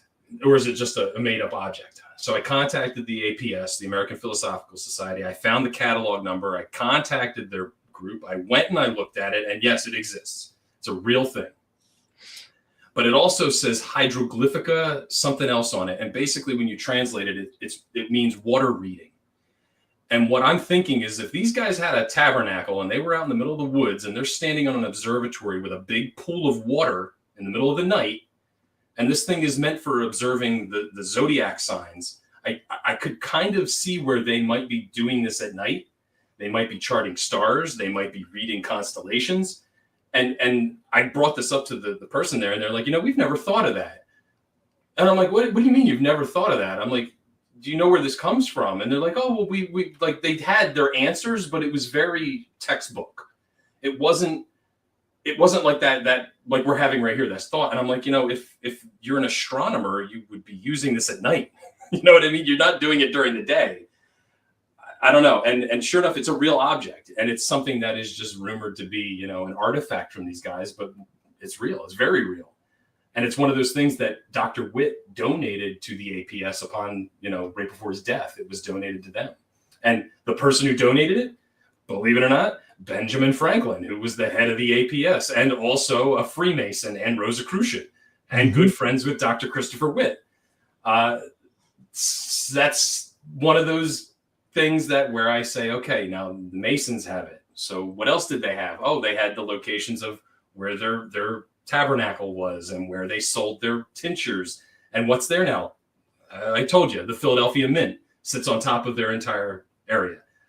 Ben Franklin's memorial sits in another spot. The Quaker House sits in another spot. There's a lot of landmarks that kind of just, there's no way you'd even know what's underneath the ground. You could LiDAR it maybe, but I'd like to know. I really would.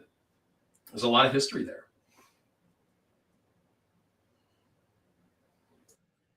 That's wild shit, dude. Yeah, it's already 2 hours. Holy fuck. You'll probably have to wrap it up soon. Did anybody have any questions or wanted to ask him anything or add to what's going on too right now? Lot to think about, but no, I think yeah. You know, what's another thing that I wanted to kind of like throw in there too before we wrap it up, and it was something kind of with the AI, like how I was thinking about, you know, how AI could get away with like kind of like taking over and certain shit. And like it even goes back to kind of like Dee's mirror, and even I show in this one episode like the phone. Now, if you want to look at what Dee was trying to do with his Black Mirror, if you want to look at it, he was being honest and trying to attain, you know, some spiritual experience. The phone is pretty much the exact opposite. You're not asking it anything; it's telling you now. You know, and it's a black. You know, it's you know, it's whatever. I mean, when I start tying that in, but then this is the interesting thing too that I want to throw in from like again bringing up this whole mirror study. I don't think people realize this, and it hit me, and I should have thrown it in there, but I didn't mention it. But when you start looking at intentions, like I'll use this as an example of magic. I didn't use this as an example in the episode, but I did touch on this study. Like intentions, if you're going into a magical act with intentions of what you're doing, now when your brain can't decipher maybe what's it's seeing or what it's looking at or what's going on, you've already given the parameters of what it's going to answer you with.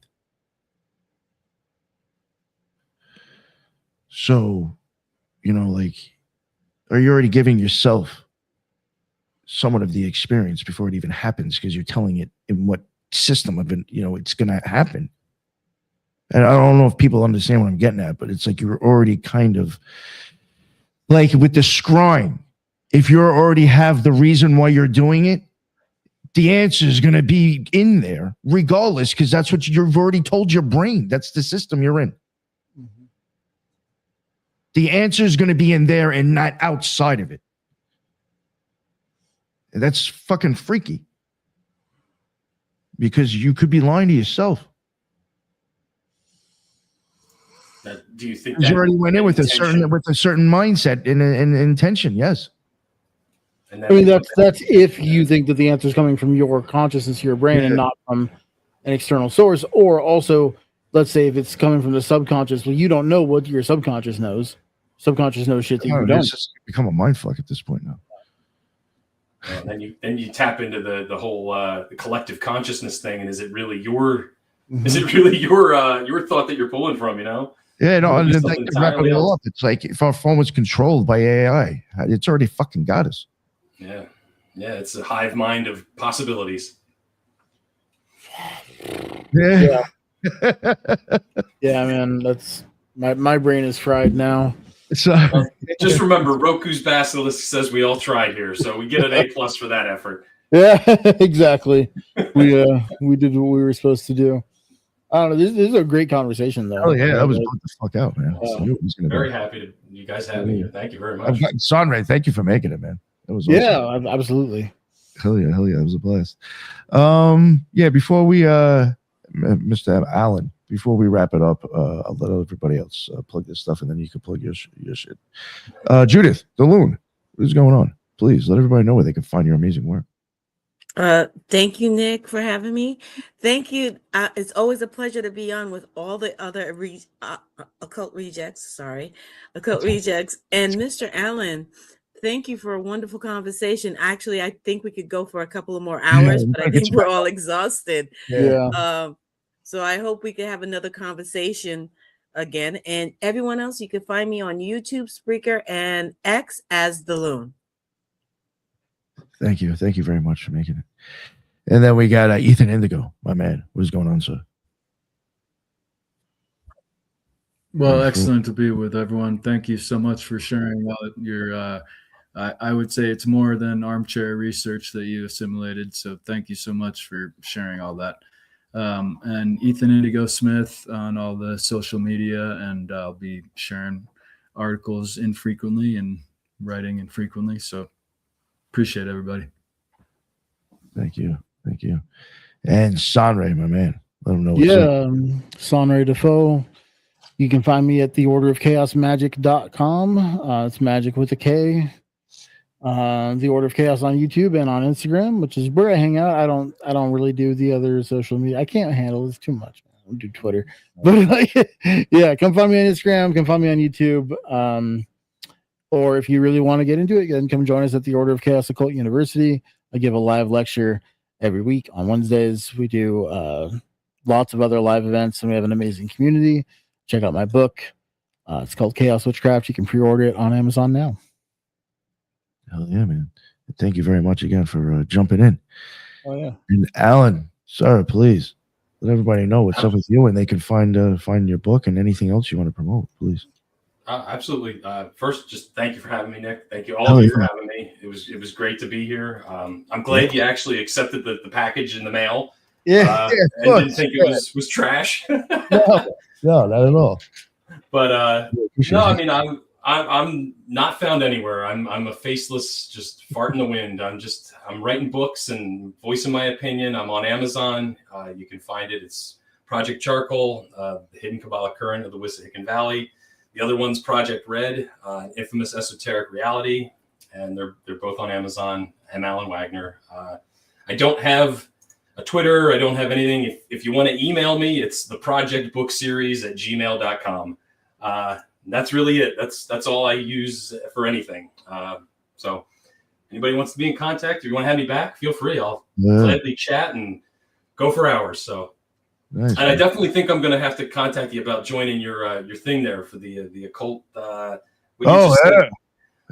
society there for your teachings and stuff. Oh, yeah. That's awesome. Come hang out. I hadn't really heard too much about it before now, so definitely if you can, email me some stuff because I'd love to hook up with you. And absolutely. Ethan, you too, feel free. It was great to meet all of you. It was great. I'd love to stay in contact. Yeah. I'll shoot you a message, and Judith and Ethan and Judith, Nick, yes, of course, always love hanging out with you guys, so thank you very much for having me. Yeah, that was a blast. Yeah, that was some really good some deep shit, man. Fuck yeah. Everybody's going to use ChatGPT a lot different now, that's for sure. I hope. Okay. I know we're getting done, but I gotta say one more thing. In case we just went through this monumental, like not once in a lifetime, but every I guess once in a lifetime transition of Uranus out of the sign of Taurus and into Gemini, right? So Uranus, which is the planet of disruption and chaos and disorder, was like hanging out in Taurus for the last 7.5 years. Messing with materials, our material well-being, which is Taurus, and now it's moving into Gemini, which is tech and communication, right? Which is going to be deeply involved with AI. So the next 8 years, we've got Uranus and Gemini. It's going to be very interesting. And yeah, see, that's the kind of stuff that, like we had said, these are the areas where I think many people don't realize that if you look at this and connect it to about maybe 3 or 4 different other things that all correspond with that same happening, you start to see a pattern arise where in astrology and through mysticism and magic, it definitely paints a different picture than just giving you recipes and putting out where the best place to get, movie tickets are. It's a different system. So I love that whole just moving into, like, I don't know anything about astrology, so that's great that you were even able to put that together. So awesome. Wild shit, man. Definitely. Well, thank you all again. That was an awesome show. It was a great discussion. It was really weird and wild. And I appreciate everybody in the chat. That's what's up. I saw a lot of people from the beginning to the end. That's why we go live. I like doing it. Love seeing you all there. And until the next one, everybody be well. Later.